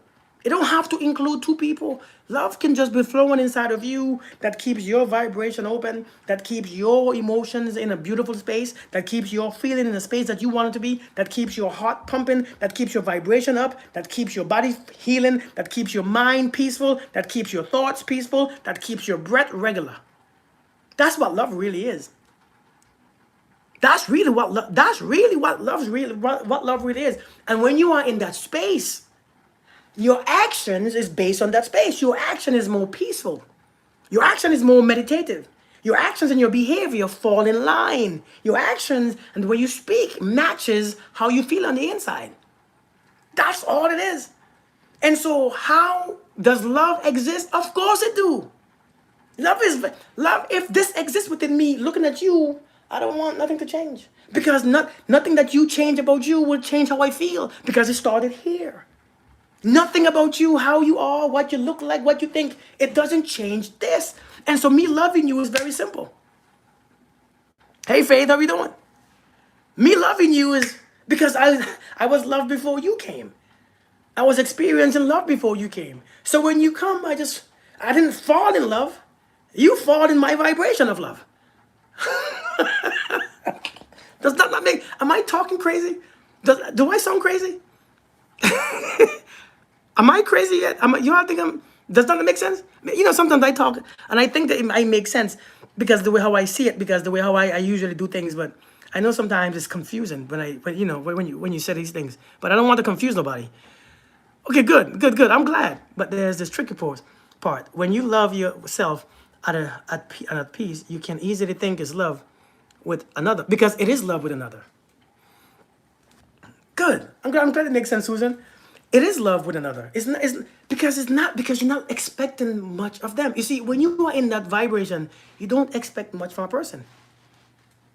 Think about it. It's easier. You see, now our love is not free. People have to buy it. You have to do so much more. You have to prove yourself just for something that's within me. You see, now, if love is not there freely, now you have to work for it. I don't want to work for love. I've passed that stage of my life. I don't have to work for love anymore. I don't have to perform. I don't have to entertain. Can I just be? And is it that you can or you can't love? Because if you can love, I don't have to be anything different. I don't have to try and sell myself out to be appreciated or to be loved. But if that's the way how I come, you will see how easy it is for me to love you. Right? Do you get what I'm saying? We try too hard to make somebody love us when people don't really love within first. You see, when people don't love within first, they can give you an emotional version of love. The emotional version of love feels intense. It feels intense because it is an emotional version of love. Okay, good, Lisa. I'm glad. So if you don't know how to stimulate that within yourself, it becomes an emotional crap. And when it's emotional, it goes up, down, up, down, up, down, left, right, fear, insecurity, doubt, inconsistency, this, action. If the love is there first, that thing is. What happens if you're born? Wait, hold on. What happens if you born in love, but it clouded because your mother messed up your nervous system? Is your nervous system? I mean, I get it. We all got messed up, you know. The military messed up my nervous system when I went to combat.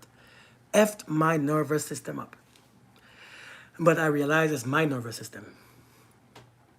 Have you ever heard the quote that says, the wound probably wasn't your fault, but the healing is what? The wound may not be your fault, but, can you all finish this quote? The wound may not be your fault, but the healing is your, finish the sentence. Are you a counselor? Well, I could be. You can say I am. Your responsibility. Because now I'm grown, now I'm a man, now you're a woman. It's your responsibility. This world will F you up. I mean, right? Indeed. Listen, this world, and I talk about the world as in the people are the world. The dogs, have you ever been bitten by a dog? Has a dog ever chased you before? Right, prayer babe. Have you ever been chased by a dog? Or a baboon? Have you been chased by a baboon or by a monkey? See, you know, have you ever been chased by a chicken? Hey, Kia. A cat chased me. But multiple times, Miranda, I can see you being chased by something, by many things. You being in them damn woods like a crazy lady. In the Caribbean, people never closed we never had gates. So them dogs was always out. Hey Grace, and people never kept their dogs in homes, in their houses, like we're doing in America. And so them dogs would be out. You walking by just to mind your business, them dogs start chasing you. And you can't sue them. Ain't no suing back in the days. You have to run. And sometimes you don't have shoes on your feet, but you have. And so that would mess up your nervous system too. That would F your nervous system up. You make you afraid of dogs. I realized I've been afraid of dogs my entire life. You know why? Because they chased me. So I thought maybe it was me. Right? You know what I mean? Hell yeah. I've run for my life. Get bit on. Oh, really? Man, Susan, I'm telling you. In the Caribbean, if you can't run, man, good luck. If you can't run in the Caribbean, you having a bad day. Here's by a bear, rooster, buck. Hey, I believe you too, by the way. And so that would mess up your nervous system. And so when it comes to, our nervous system being messed up by our parents, our mothers, our fathers, yeah, that will F you up. How they treated you, what they did to you. If there was a narcissist, if there was this, they will F your life up. But now, here is what we have to deal with. Now, we have to say, it's my responsibility. If you know this shit is effed up, it is your responsibility to figure it out and fix it. You know how I fix mine? Because the military effed my nervous system up. The military effed my nervous system up so much, I couldn't ride in elevators, I couldn't be in trucks, I couldn't be in planes, I couldn't ride in the backseat of a car, I couldn't be in closed doors, I couldn't do this, I couldn't do that. I was effed up. F me up. When I tell you effed me up, I'm talking about F me up in a way that I thought every day of my life I was going to die. Oh, jeez, I probably shouldn't say that. TikTok is going to block me now, but it's okay. Every day of my life, I thought I was going to be the last day. I F my nervous system up. But I realized it was my problem. We have to talk about choice versus biology. Listen. When I tell you, biology is also, okay, I get it, right? Biology, your stuff would be effed up. But your stuff would be effed up. Yeah, because your mind begin to create literally substances that makes it worse and makes it a chemical reaction. It makes it worse. But there's ways to go about that brings it back. If you can listen, if you can F your stuff up by the way how you think or by what you expect, you can put it back by the way how you think and what you expect to. But you just have to think differently and expect differently. That's the way to do it. Anything can be undone. I promise you. If I can make myself sick, and I learned that, by the way. You know what book taught me that? Let me show you a book who taught me that. Let me tell you the book who taught me that. Which book was it? Because y'all probably think I'm just talking. Hold on. Man, listen, I can't even find it. There's a couple books that taught me that. These are two of them.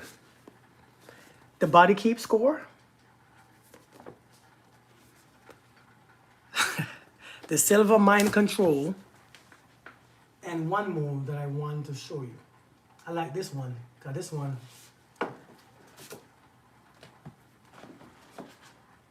And this.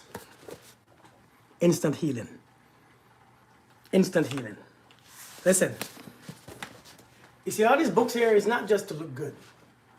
But those books, and also some other books, by the way, that I read, all right? If you can F something up by the way how you think and feel, you can actually fix it by the way how you think and feel. 10 years ago, if you met me 10 years ago, you probably think I'm done. And 10 years later, you realize that you probably think that I was never hurt. And that's the thing about it. You see, when people talk to me and people look at me and hear, people would assume that I have never been in situations. But when I tell you the situations that I've been in, most people will never experience those things. So if you can F something up, you can fix it too. I promise you, everything can be fixed. Everything can be fixed. It's just that we don't give it time. We don't have patience, right? We don't really have faith. And we just try things. We don't do things. I don't try shit. I keep doing the same thing every single day. Every single day. I had an effed up childhood and that affected my adulthood. Never really know what love really is.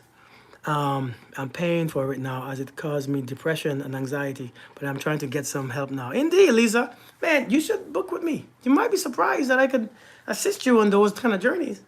By the way, that's what I do. If you have those issues, man, you might be surprised that I can help you with those issues. But I'm telling you, man, you can. But that love thing is things that you can be taught. I think when it comes to relationship, again, everybody know what to expect from someone, but we don't know how to give it. We can give a certain specific things to someone because we are so good at giving those things because we've been given those same things since we know ourselves. But when you meet somebody who needs something different, you can't because you don't think you have it. It becomes different. It becomes weird. It becomes this. It becomes that.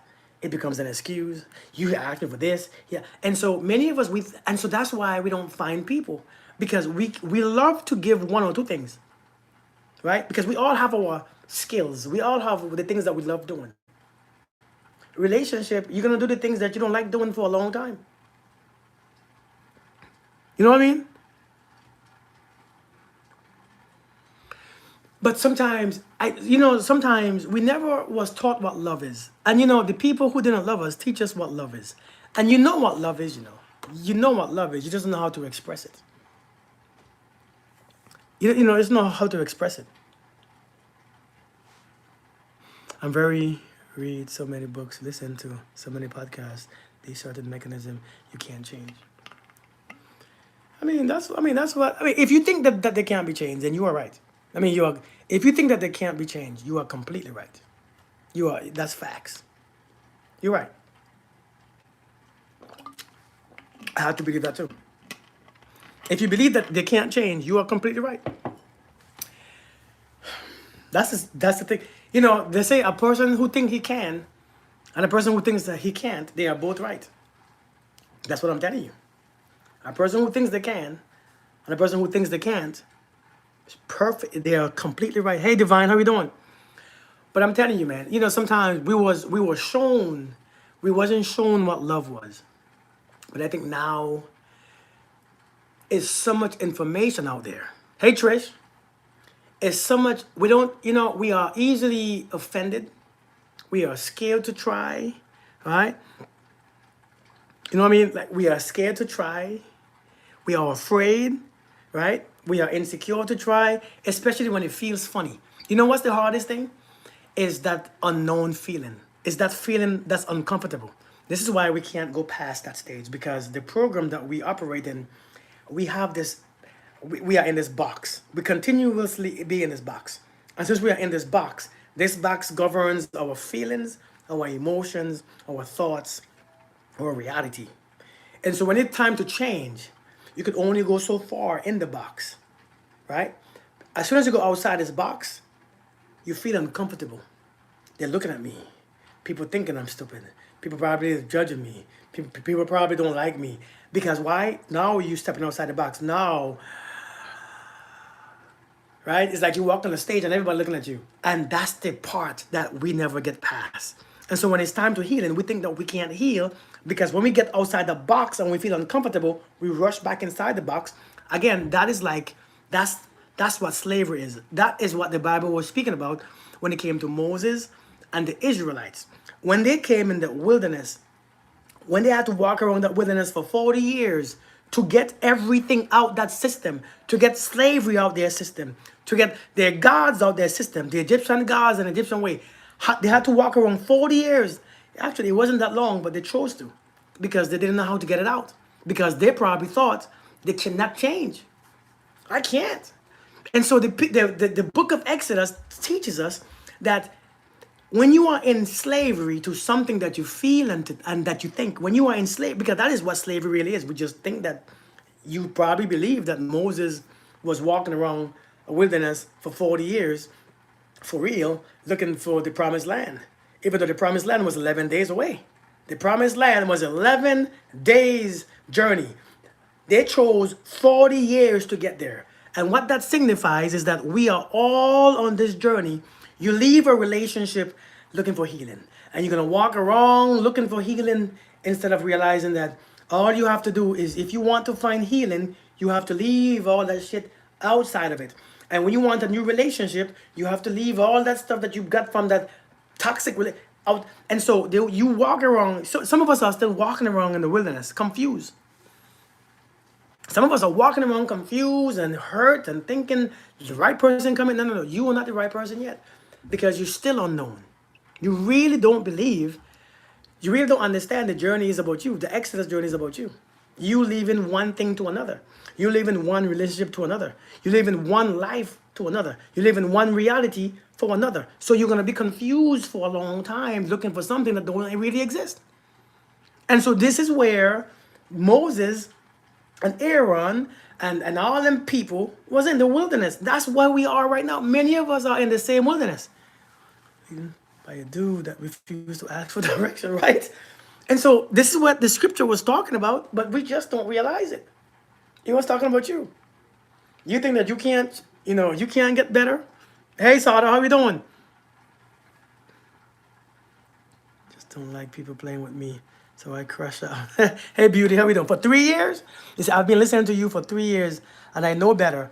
I just don't like people playing with me, so I crash out. Man, listen. If you don't like people playing with you, they're going to play even more with you. Hey, love you. How you doing? Love you being you. When you don't like people playing with you, they're going to play with you even more. That's what's going to happen, because you're going to try to resist it. And so everybody's going to play with you. In this journey, you have to relax. Stop not liking things. Stop fighting things. Stop resisting things. The Bible says you don't resist evil, you renounce it. Do you know the difference between that? It says, do not resist evil. Why don't you resist evil? Because you make evil stronger. What you do to evil, or the things that you don't like, you renounce it. You know what? Do you know what it is to renounce? Do you guys get what I'm saying? Do you know what it is to renounce something instead of not resist it? It says, resist not evil. Don't resist it, but renounce it. It means it's going to come, but you turn your back. See, renounce is to turn away from it. It's there. It's going to always be there. But if you resist it, all you're going to see is it. All you're going to notice is it. Right. If you resist it, if you try to resist, see, whatever you try to resist is going to be stronger. You're going to keep seeing it. Everywhere you go, you're going to see it. Don't think about the elephant. Don't think about the elephant. You're going to see it everywhere you go. But when you renounce it, you know it's there, but you turn your back away. You turn your back to it after a while. When you give it no energy, no power, it dies. It has to die. It has to you. So we have to learn, if you don't like people playing in your face, and because what it does, it makes your ego grow. When you feel offended, right? When people play in your, as you call it, play in your face, your ego begins to become stronger, because now you begin to fight it. You begin to feel like you're a victim. You begin to feel angry. You want to protect yourself because people are playing a game. People can play regardless. And so now it makes it happen more often, because how you feel, your anger, your resistance is going to make it more happen, because that's what you want. Listen, check this out, right? Here's what we need to understand right here. This is what we need to understand. Whatever feeling you give to this universe, it gives you back the same thing in return. Right? Face the hard truth in order to overcome. Indeed. Right? Whatever energy that you give to this universe, it gives you back the equivalent of it in behavior, in actions, in people. If you give it anger, it brings you back someone to be angry for. Right? If you get resistance, it gives you something to resist. Right? If you get, misery, it gives you something back to be miserable for. And so whatever you give to it, see, you think that you are reacting from something, but no, you are creating something else. Do not resist an evil person. If anybody slaps you, turn the right cheeks. Don't resist. I'm telling you. And it sounds real. I never understood it until now. I never got it, Miranda, until now. You don't resist people. You really don't. You don't resist anything. You just understand It's not in your reality. But a lot of people in relationships, especially in relationships, you are so afraid. You are so afraid of that big bad wolf, right? You are so afraid of that big bad wolf. You are so afraid of that being played. You are so afraid of being cheated on or being lied to. You are so afraid that it keeps happening to you over and over. Is anybody here, does anybody on here know what I'm talking about? In dating and relationship, the things that you're afraid the most of is what happens to you all the time. Does that make sense to you? Yeah, love you for real. I'll, Many people on this live, the things that you are afraid of the most is the same thing that keep happening. Why do you think it keep happening? Yeah, it's what you attract. Why do you think it keeps happening? It keeps happening because you give it the energy. You give it the energy. And you think if you give it the energy, you are just fighting some other source. No, no, no. When you give something energy, you're creating something else. If I use emotions, hey, Travel, how we doing? Mindful of someone. Yeah. When you use your emotion, in that moment, you are creating something else. Facts, Chastity. When you use your every emotion that you use and the thought that comes with it, you giving the power to create something else. You're not fighting that because you can't fight that. You can't fight what's already done. You cannot fight something that's already happened. You can't fight it. You can't change it. It's done. Somebody cussed you out at work. You cannot change it. You know, growth, when you become older, when you become grown, you save your energy for things that you have control of. If you know what I mean, say amen. When you get older, you save your energy. Indeed, in Athean, that's right. Brother, I was just thinking about you. When you get older, you save your energy for shit that you can control. That's the thing I have learned getting older.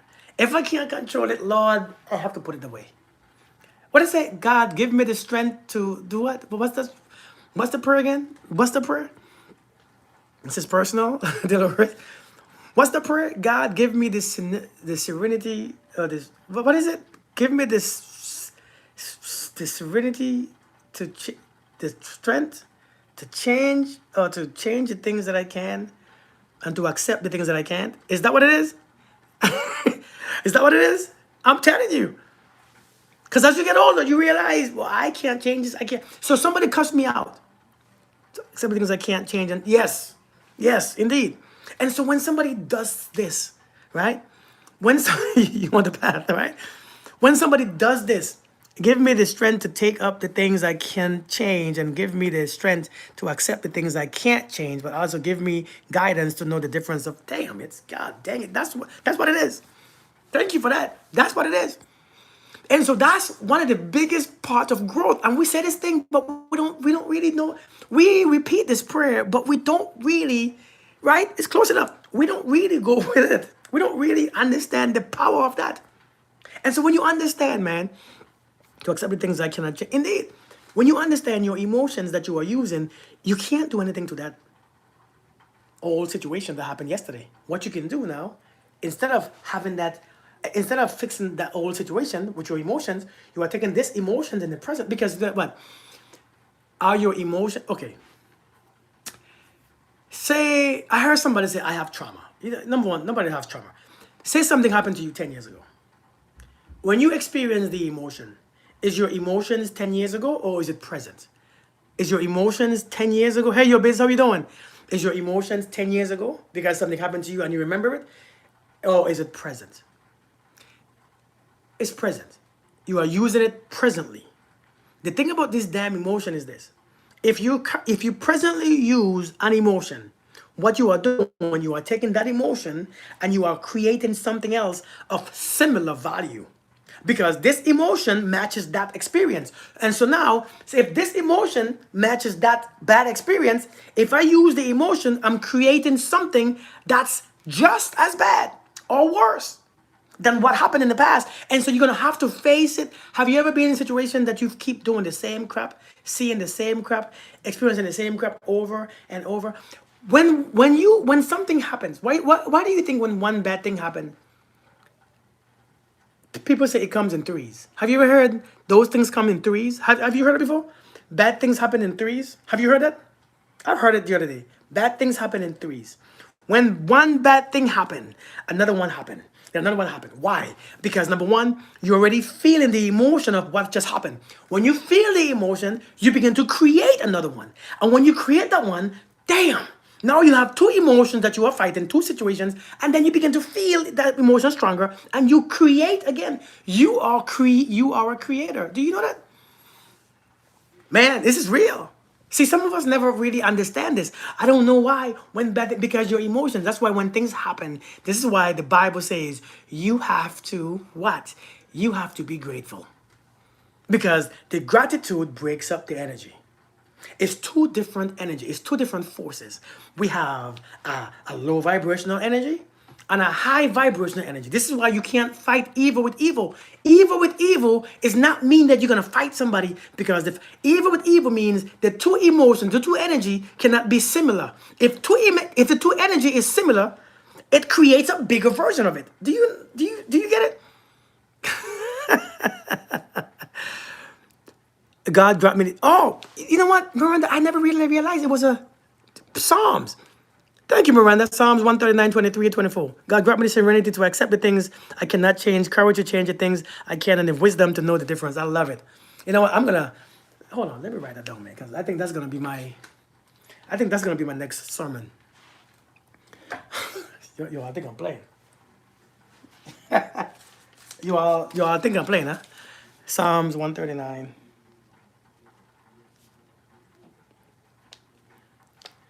20. Yo, I know I be doing my sermons. I be rehearsing my sermons now. Yo, I just don't see me. Yo, I think I come on here and say these things for the first time. I be studying, man. For the sermon next Saturday.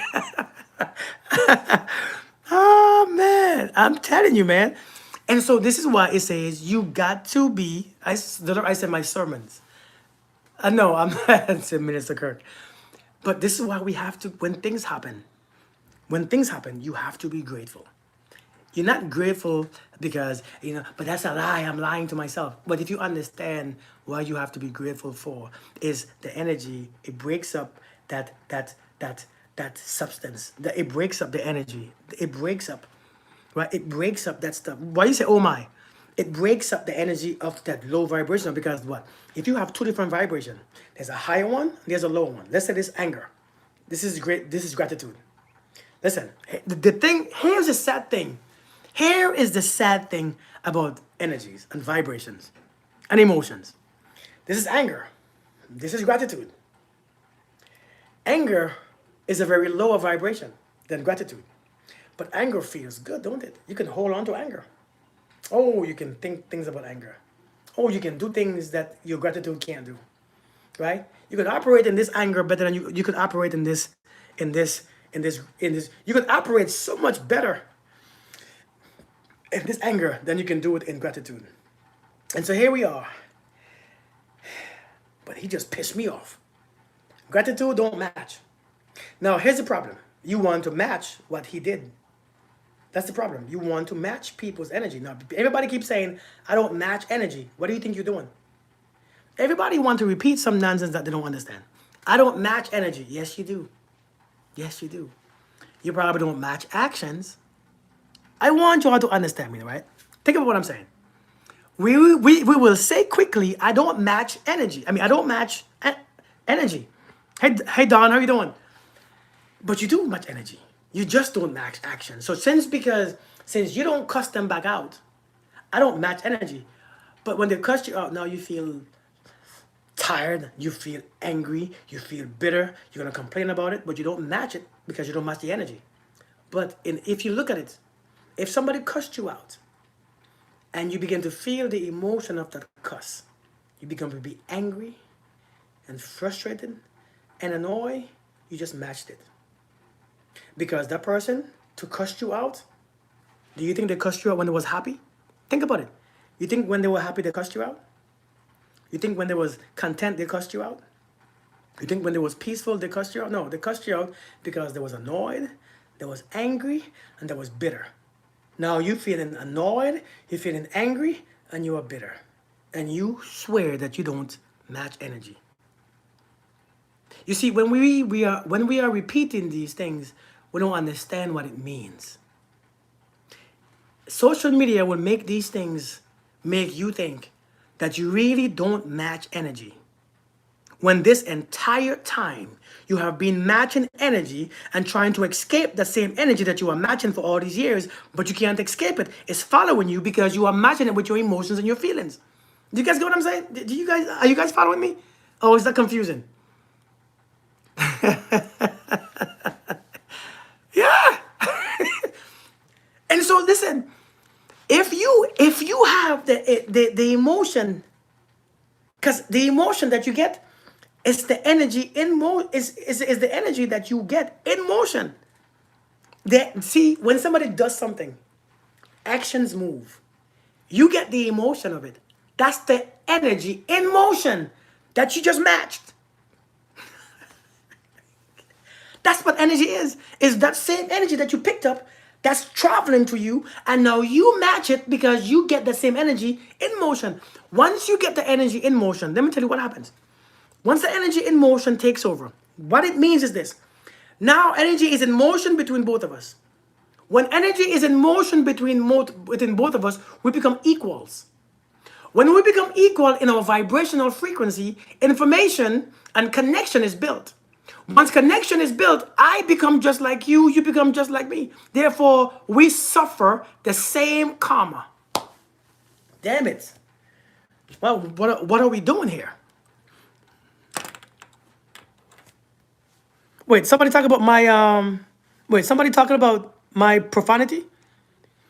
I love your teachings, but sometimes I don't listen because you tend to swear a lot. Please, sir, limit swearing. God. You think I swear a lot? You want to think I swear a lot? I ain't know I was swearing. And thank you, Joe Thompson. You don't think I swear a lot? You know, I like saying certain words. You know? But I get it. My apologies. I don't want to offend you. My apologies. Um, my apologies if I offend you. And so we have to listen. We have to understand, man. Yeah. We have to understand, right? We have to understand. We have to understand that many times we are matching energy without knowing that we are matching energy. So we have to be mindful. Because when you begin to, and you know, the thing about sharing people's karma, you know, sometimes you see that person that you can't stand. Hey, Kimberly, I missed it too. No, Miranda, no. You see that person that we can't stand? Denise, indeed. Facts. You see that person that we can't stand sometimes? The person who did something to us? The person who did the wrong to us? The person who abused you and manipulated you in relationships, or person who cheated on you so badly, one who hurt you? Do you know when you cannot forgive that person? You know, the Bible speaks about forgiveness because one thing about forgiveness, one thing that forgiveness does is it doesn't connect you to the person anymore. Once it's not connected to the person anymore, you do not share their karma. You see, sometimes when a person does you wrong, do you not understand that you pick up their karma? Let's say I did something to you. Let's say I'm with you in a relationship, right? Let's say, um, let's say we dated in a relationship. Let's say we married or we in a relationship, and I did something. Let's say I was something bad that people do in relationships.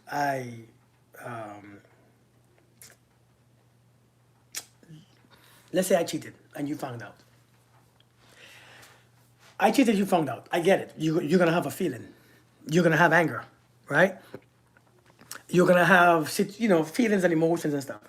Now understand, when you have those feelings, you see how you become insecure when somebody cheats?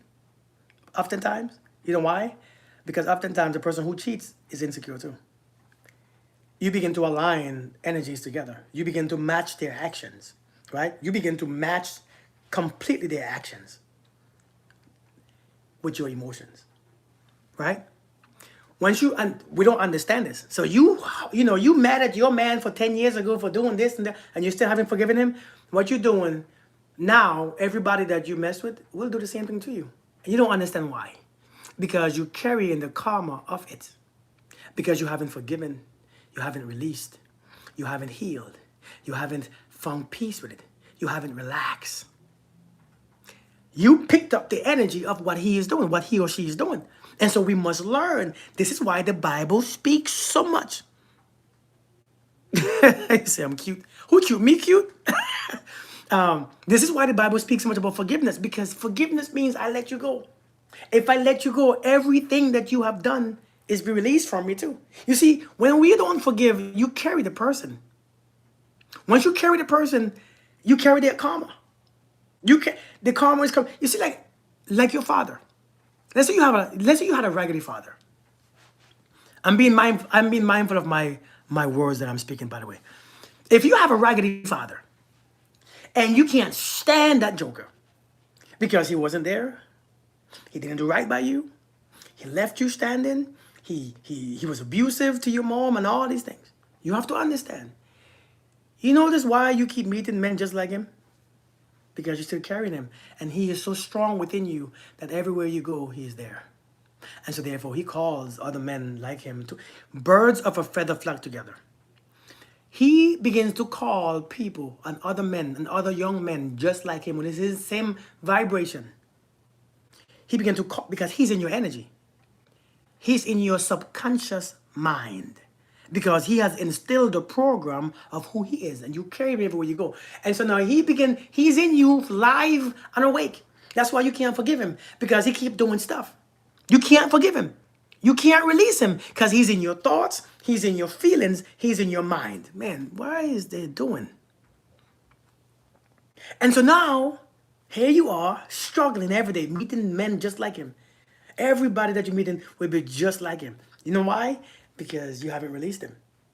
You haven't released that man. And so now you're going to blame every man. It's not every man.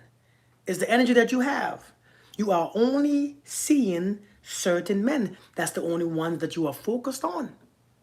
Unfortunately, life or God is not a respecter of persons. You don't get to escape this because you can't escape it until you forgive. He already told you, forgive. He already told you, forgive. That's how you escape it. Forgive. How do you release them? Forgive. That's what I'm saying. You have to forgive. You have to understand that people sometimes, man, you have to understand people are just sometimes shitty people. Sometimes your father, who have made you and who have, impregnated your mom, just a shitty person. Maybe your father just had issues. Maybe his father did it. Maybe we don't know what happened. I don't know. It could be anything, right? And so since you don't know why, don't always look at yourself like you are the reason and you are the fault. You have to learn how to forgive. Listen, you can take it personal all you want. Listen, if you take it personal, like life is taking you as a victim personally, you're going to miss it. You have to forgive that man. If you can't forgive, the same thing will be done to you. You will pick up their karma. You will be cheated on over and over. And you say, but I'm a good person. I don't deserve this. Yes, you do. I know, it doesn't sound right. I probably shouldn't say that. But you carry the energy of it. So what else can you have? I don't make the rules. I just tell you about the rules. I'm not saying it is, listen, I'm not agreeing or disagreeing with the rules. I don't make them. I'm just telling you what the rules say. If you carry the energy of something, that's what you get in return. This is why you have to go deep. You have to dig deep and forgive. Now, if you can't understand this message of forgiveness, because I'm speaking in words that it doesn't say in church and stuff, you're going to miss my point. Don't miss the message because you expect a pastor. I'm not a pastor. I'm not a preacher. I'm not a minister. I'm not anybody like that. I don't be on a pulpit preaching. I'm not a preacher. Let me put my disclaimer. I'm not a pastor. I'm not a Christian. I'm not a Muslim. I am not a Buddhist. I am not nothing like that. I am no one. I'm just a man giving you a message how energy works with you so you can shift. You can learn to shift. You can learn to shift and repent. Repent means to change direction. If you keep going this way with the same thoughts and feelings, you're going to keep meeting people who carry the same thing because they're going the same way. I don't care who you are. Doesn't care. Life doesn't care how much degrees you have. Life doesn't care about your beautiful heart, right? Life don't care about how much you made somebody smile. Life doesn't care about how much money you give to the poor. Life cares about the energy that you carry.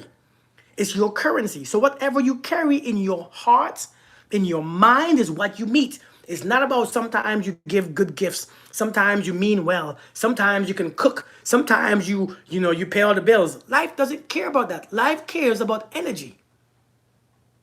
It's just energy. Ace of Spades, what's good? It's only energy.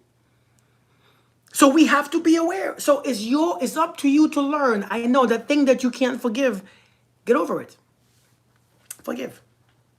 And how do you forgive? You accept what they have done. It's not about you. Don't flatter yourself. It's not about you. Did I miss a question? Oh, how do you truly forgive? How do you truly forgive? You truly forgive by not flattering yourself. You forgive by allowing people, by understanding that you have done some foul stuff too, right? This is why the book said, you have to forgive people of their trespasses, right? As God forgave you of yours. It has to happen simultaneously. Forgive me of my trespasses as I forgive others. Because once your heart is open, things come out of your heart. Our hearts are closed. When something happened to us, we protect our heart by closing it up. Because you don't want to get hurt anymore. It's like when somebody punches you in your face, you cover your face. Because you don't want to get punched in your face anymore. But even though you don't want to get punched in your face anymore, if you cover your heart, if you cover your hands to your face, when people still punching you, it's still affecting your face. Because they're punching your hands and it's affecting your face still. Doing this don't mean your face won't get hurt, right? And so what it means by when people get their feelings hurt, when people get disappointed, when people get disrespected, dishonored, what happens? They close their right? They close it to protect it. If you close your heart to protect it, two things happen, right? Because now you don't want to love, right? You don't want this, you don't want this. But when you close your heart, two things happen. Number one, whatever is inside begins to rot because it cannot escape. Since your heart is closed, nothing can come in and nothing can leave. So whatever is in there begin to rot. When things begin to rot and on the inside, your heart begins to actually experience it. It begins to hurt from the inside of your heart, right? Because you're closing your heart down with something in it. You see, if you lock your house, if you forgive others, other people when they sin against you, your heavenly Father will also forgive you. Can you tell me which verse that is, please? Can you tell me which verse that is, Miranda? Thank you so much for putting it on there. For if you forgive other people when they sin against you, your heavenly Father will also forgive you. But if you do not forgive others their sins, your Father will not forgive your sins. And that's very plain. That's very plain, and because that's how it works. Matthew 6:14 and 15. If that right there don't make sense. But the question is, how do you forgive? Your heart has to be open. And so many of us, our hearts are still closed. Only when you open up your heart, that nonsense that you keep in there goes out. Now, to open your heart, it doesn't mean that you will get hurt. Opening your heart is Matthew chapter 6:14 and 15. See, listen, you come to this channel right here, you're learning Bible verses. Hey, Robbie, how you doing? Listen, this is not a Christian Bible studies. It's not a church or religious Bible studies, but you're gonna learn some scriptures. Listen, you're gonna learn some scriptures. You are gonna make sense of certain things that I'm saying, because the things that I'm saying, it matches. Is a lot. Listen, this. I don't want to say anything crazy, but the things. See, my Bible's right here. It's right here. The things that I'm saying, I'm putting it in a way. I'm putting it in ways, right? Thank you so much, Pumpkin. Thank you so much.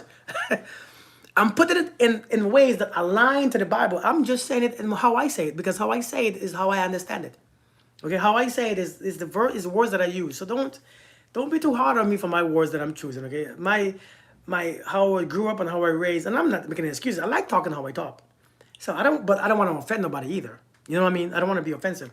But don't go too hard on how I say my stuff. It's just how I like to say my stuff, right? Because that's just my, I like my personality. I think I'm a fun dude. I think I'm a straightforward, you know, dude. You know what I mean? So don't go too crazy on me, all right? With my, you know. So what happened is this right here. Thank you, Nicolette. Um, Thank you. What happens is this. When somebody does you wrong, you close your heart. You have to learn to stop reacting to people's. So how do you forgive? You allow, people are just reacting to life. If somebody is angry at life, the person who comes to them first, they will be angry at. Do you notice that? Thank you, Kimberly. Sometimes you are in an attitude, right? Have you ever been in a bad mood? Right? Have you ever been in a bad mood? A very bad mood, and your kids ask you a question? One of your beautiful kids that you love dearly ask you a simple question, and you just go off on them, and but I was just asking you at the wrong time because you was in a bad mood. But it wasn't the wrong time, it's for you to understand, right? And you snap. Now the child thinks they are the problem. The child thinks it's because of them. The child go in his room and start crying, and it was nothing to do with the child or the child question.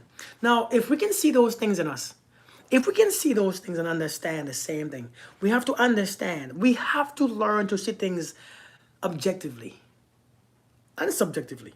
We have to learn to see things both sides, because a lot of things that people do to you is not personal. But people lack, as you lack self-control. Do you know that you have lacked self-control many times? Do you know that you have lacked it often?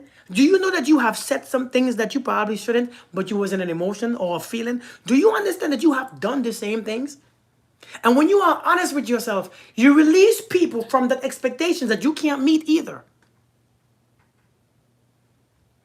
Thank you, Kathy. Thank you so much. Hey, Cosmo. You have to learn that you do the same thing. So how do you forgive? You understand. You see you. You look at you. You find you in the problem. You find you in it. I've done it too. I have done this. I have caused people pain too. I have caused people hurt. And if I ask them to forgive me, I must also forgive her and him. I must also do it too. Because how dare me ask for forgiveness when I can't forgive? And this is what the scripture talks about. If you want your father to forgive you, you must forgive others. Because if not, that door is closed for you too. It has to go both ways. But for some reason, you put yourself up here and assume that people shouldn't slip when you have slipped all your life. Now, this is taken from a logical perspective of those Bible verses.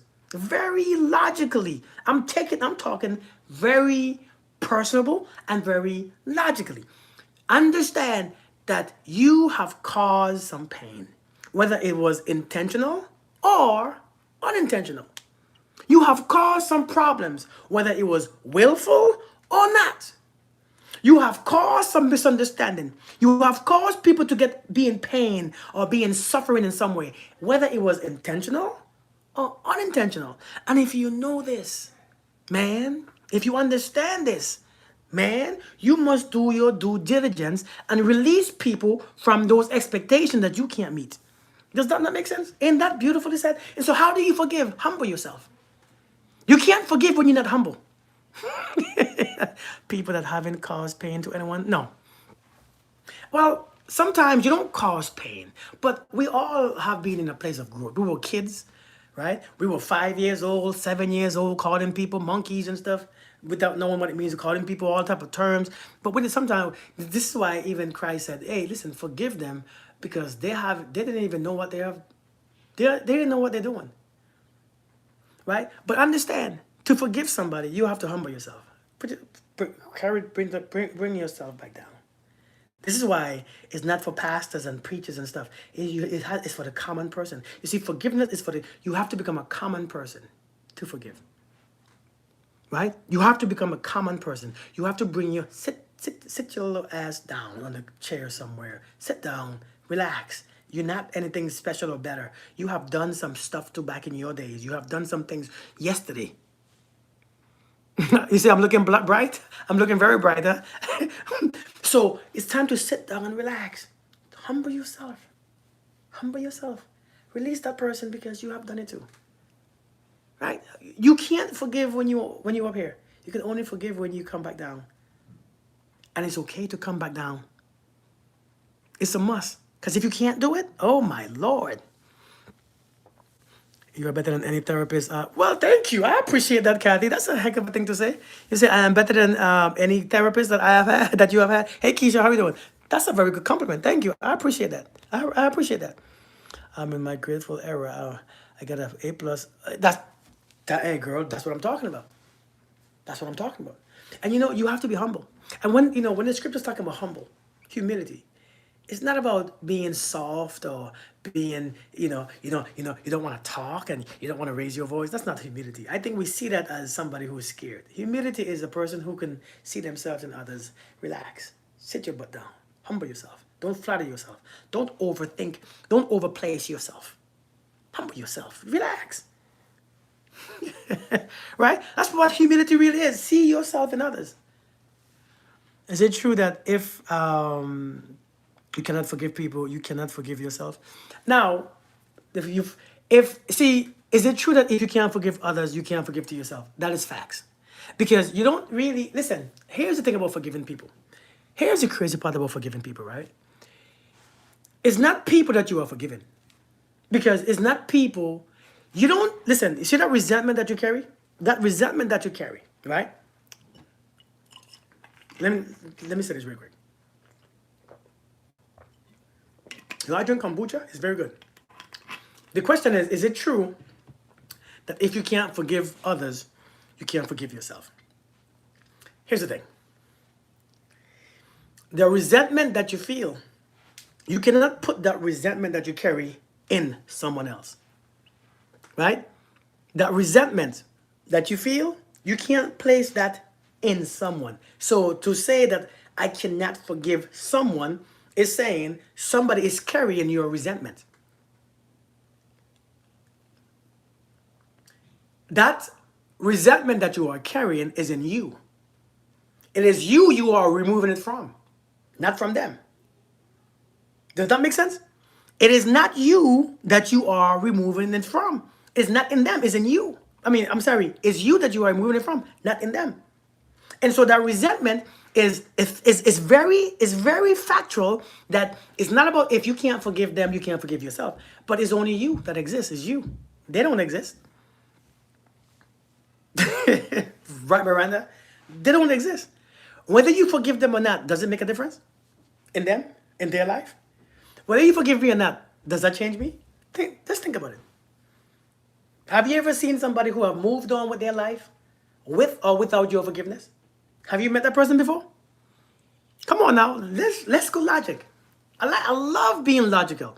Have you ever had somebody who did you wrong and they moved the hell on with or without your forgiveness?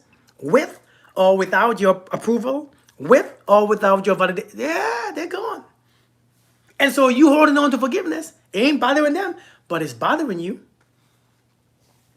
But I bet it's bothering you. And so we have to learn. It's an illusion. This is where it gets confusing. It's an illusion to forgive someone else. Your last boyfriend, Destiny? It's an illusion to forgive someone. It's an illusion. You're the one carrying the pain. You're the one suffering. You're the one who every time you see them, you get disturbed. You're the one every time you hear their voice, you feel triggered. You are the one who's on edge every time they come around or when they come into your mind. You are the one who is suffering every time and so they're perfectly fine. You're not bothering them. good. The real blame good. And so you have to understand, it's not about forgiving. Forgiving people is an illusion. It's like you being angry at people. That's an illusion. You can't be angry at, I can't be angry at you because that's an illusion. I could want to be angry, and anger is carried within me. Anger affects my vibration. Anger affects the way how I feel. Anger affects how my knee pain hurts. Anger affects how my chest have pain. Anger affects the way how my heart beats. Anger affects the way how my shoulder begin to become stiff. Anger affects me. It doesn't affect you. So I cannot be angry at you. It's impossible. That's an illusion. Thinking about them and then exactly. It's an illusion. But it feels better. Because who wants to say, I'm destroying myself for you? Nobody wants to say that. Have you ever heard? You see how the song? Nobody wants to look at you and nobody wants to look at their ex and say, oh, I love destroying myself for you. I'm destroying myself for you. You're only angry with yourself. So me saying I'm angry at you is saying I'm destroying myself for you. It doesn't make sense, does it? It doesn't make sense, does it? It doesn't make sense. We have to stop saying things that we are used to saying because the things that we are used to saying is not helping us. It ain't helping us. It's not. It's pointless. Me being angry at you. And so me being angry at you is this. It says another thing. Me being angry at you says I give you my power to make you control how I feel. That's a lot of power. It's a lot of power. It's too much power. Yes. What they did was terrible. It was big. I get it. I mean, I get it. It was a lot. Sometimes they do so much, but man, my power. If I give you my power, you control what I attract. Do you know that? You have given away your power so much that they control what you attract without even controlling you, without even trying. They control what you attract. They control your vibration. They control your frequency. They control your thoughts. They control your feelings. Ain't that too much control? Honest about it, but still blame the other person to their face. Yeah, that is true. That is true. Hey, Veronica, how are you doing? Hey, Kishina. But you know, I like talking like these kind of conversation because in a way how it's being put, it's more practical, right? Because when you hear these messages in church and stuff, yeah, we talk about the Jesus part. Jesus said to forgive, right? But why? Do you ever say why? Because you're gonna go to heaven. That's not it. It's not bothering us now. Heaven is not here now. Let's talk about it now. It's affecting you now, right? And so when you talk about it in church and all them things, it doesn't mean this. And so I like talking about these things is because it's practical. It makes no sense. You don't do it because you're afraid of going to hell. Because if you do things based on fear, it's not done right. It's not done with choices. It's not done with love. When you do things based on fear of going to hell, fear of being punished, you're not doing it good. I don't care. If I fear God, that's all you do. If you fear God and you only love because you fear God, then it's not really love. It's not a choice. It doesn't work. It doesn't, listen, I don't care what, it doesn't work. If you only like me because God said to love me, you don't understand it. You don't understand. But if you love me because you understand that we are one and we are connected emotionally, spiritually, if you understand that we are the same, if you understand we are both the consciousness of the Creator, then you realize I am you and you are me. That makes sense. But if you only love me or like me or tolerate me because God said or Christ said, you don't understand it. That means you are only religious. This is why religious is just a tool. Religion is a tool that takes you a certain place. But you have to take that something, you have to leave it behind and go to the next step.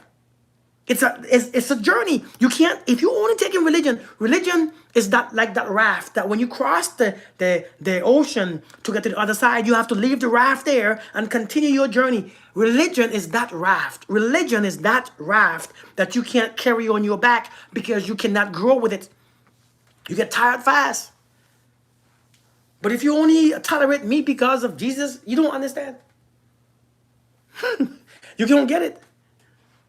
When you realize how much control you have, it's impossible to be true. I'm telling you.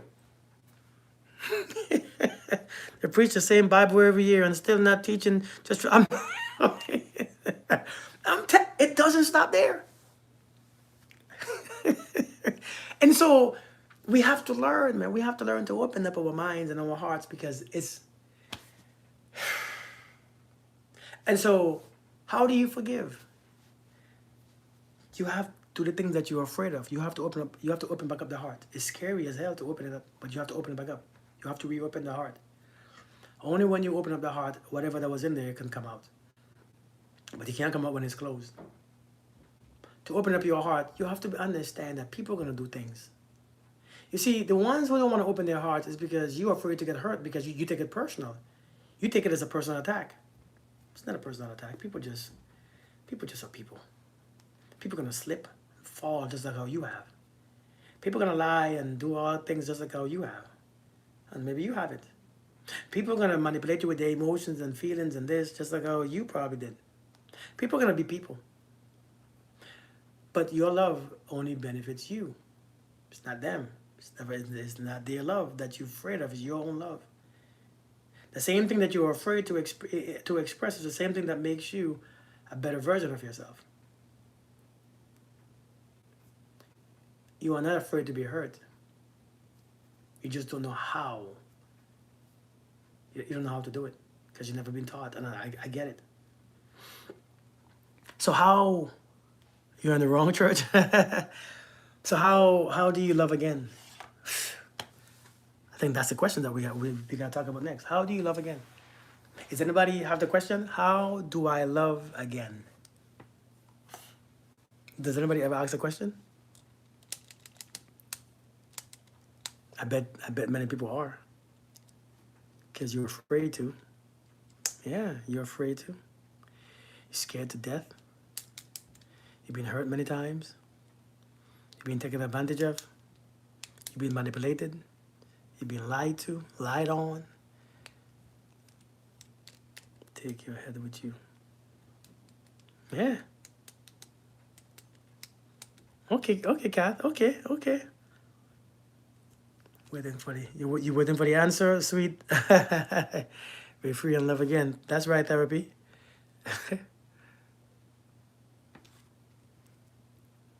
Hey, Retro, how are you doing? Definitely without fear, which is the opposite of faith. I'm doing good. Good to see you. Thank you for joining. Hey, Net, how are you doing? Thank you. I appreciate that. You love my videos. Thank you. By the way, some of my videos are very terrible, by the way. They are very terrible. So some of them be talking nonsense. How do you love again, man? You know, how you love again. You know, there's this book that I always give. Let me not tell you how to love again, because I don't want to tell you how to love again. But let me show you a book. Let me show you a book that has a very good beginning stage. It has a very good foundation. Okay, if you read, I think this book will bring you some awareness. It will not tell you. It doesn't teach you how to love. It explains certain things that you would like to have. Okay. It explains certain things. Information is out there. We just don't look for it. A matter of fact, I think this is going to be the next book that we're going to read in our... You know what? Yeah. This is going to be the next book that we're going to do for our book club. Yeah. This is the next book. I think this is necessary. And it's not about finding love. It's not about having a boyfriend or girlfriend, right? It's not about husbands and wife. It's not about relationship. It's about just love, with it just being in the frequency of love. So this book is going to be the book that we're going to do, okay? It's called The Mastery of Love by Don Miguel Ruiz. This is going to be our next book club book. The Mastery of Love. Very easy read. Very enlightening. All right. Thank you, Kimberly. Thank you so much. See, you are special. This is our next book. He is a great... Don Miguel Ruiz is very good. The Mastery of Love. It's a very great read. And I think this is going to open our minds and our hearts to actually experience love again. All right? So let's do this one next. So the folks in the book club,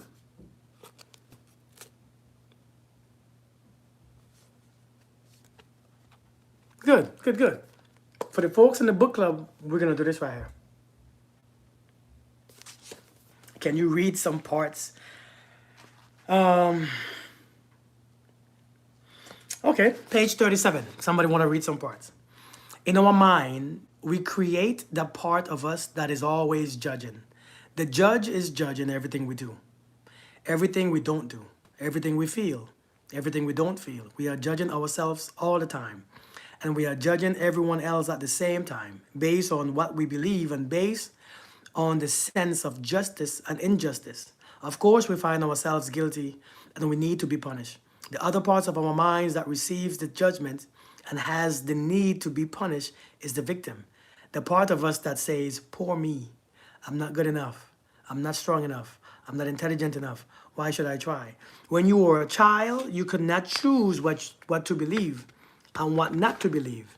The judge and the victim are based on all those false beliefs that you didn't choose. When that information went into your mind, you were innocent. You believed everything. The belief system was put inside you like a program by the outside dream. The Toltecs call this program the parasite. The human mind is sick because it has a parasite that steals its vital energy and robs it of joy. The parasite is all those beliefs that make you suffer. Those beliefs are so strong that years later, when you learn new concepts and try to make your own decisions, you find those beliefs still control your life. I don't know why I chose this, but I chose it. Sometimes the little child inside you comes out. The real you that stays at the age of 2 or 3 years old. You are living in the moment and having fun, but there is something putting you back. Something inside feels unworthy of having too much fun. An inner voice tells you that your happiness is too good to be true. It isn't right to be happy. All the guilt, all the blame, all the emotional poison in your emotional body keeps putting you back into the world of drama. The parasite spreads like a disease from your grandparents to our parents, to ourselves, and then we give it to our own children. We put all those programs inside of our children the same way we train a dog.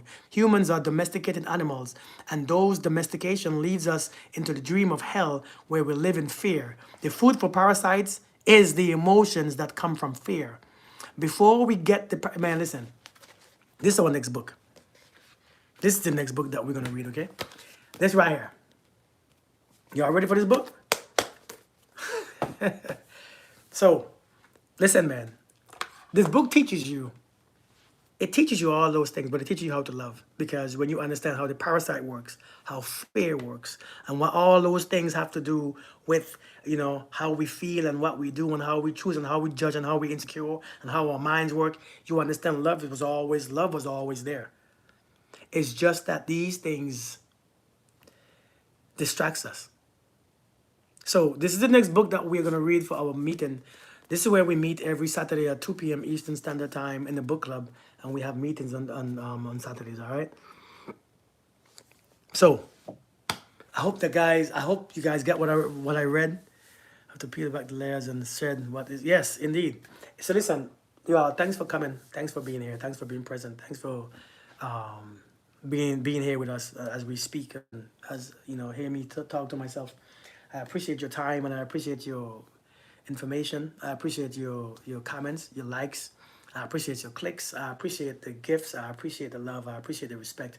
I appreciate your ears. I appreciate your attention, because attention is a very powerful thing. So I appreciate you guys for being here, because you had so many places to be.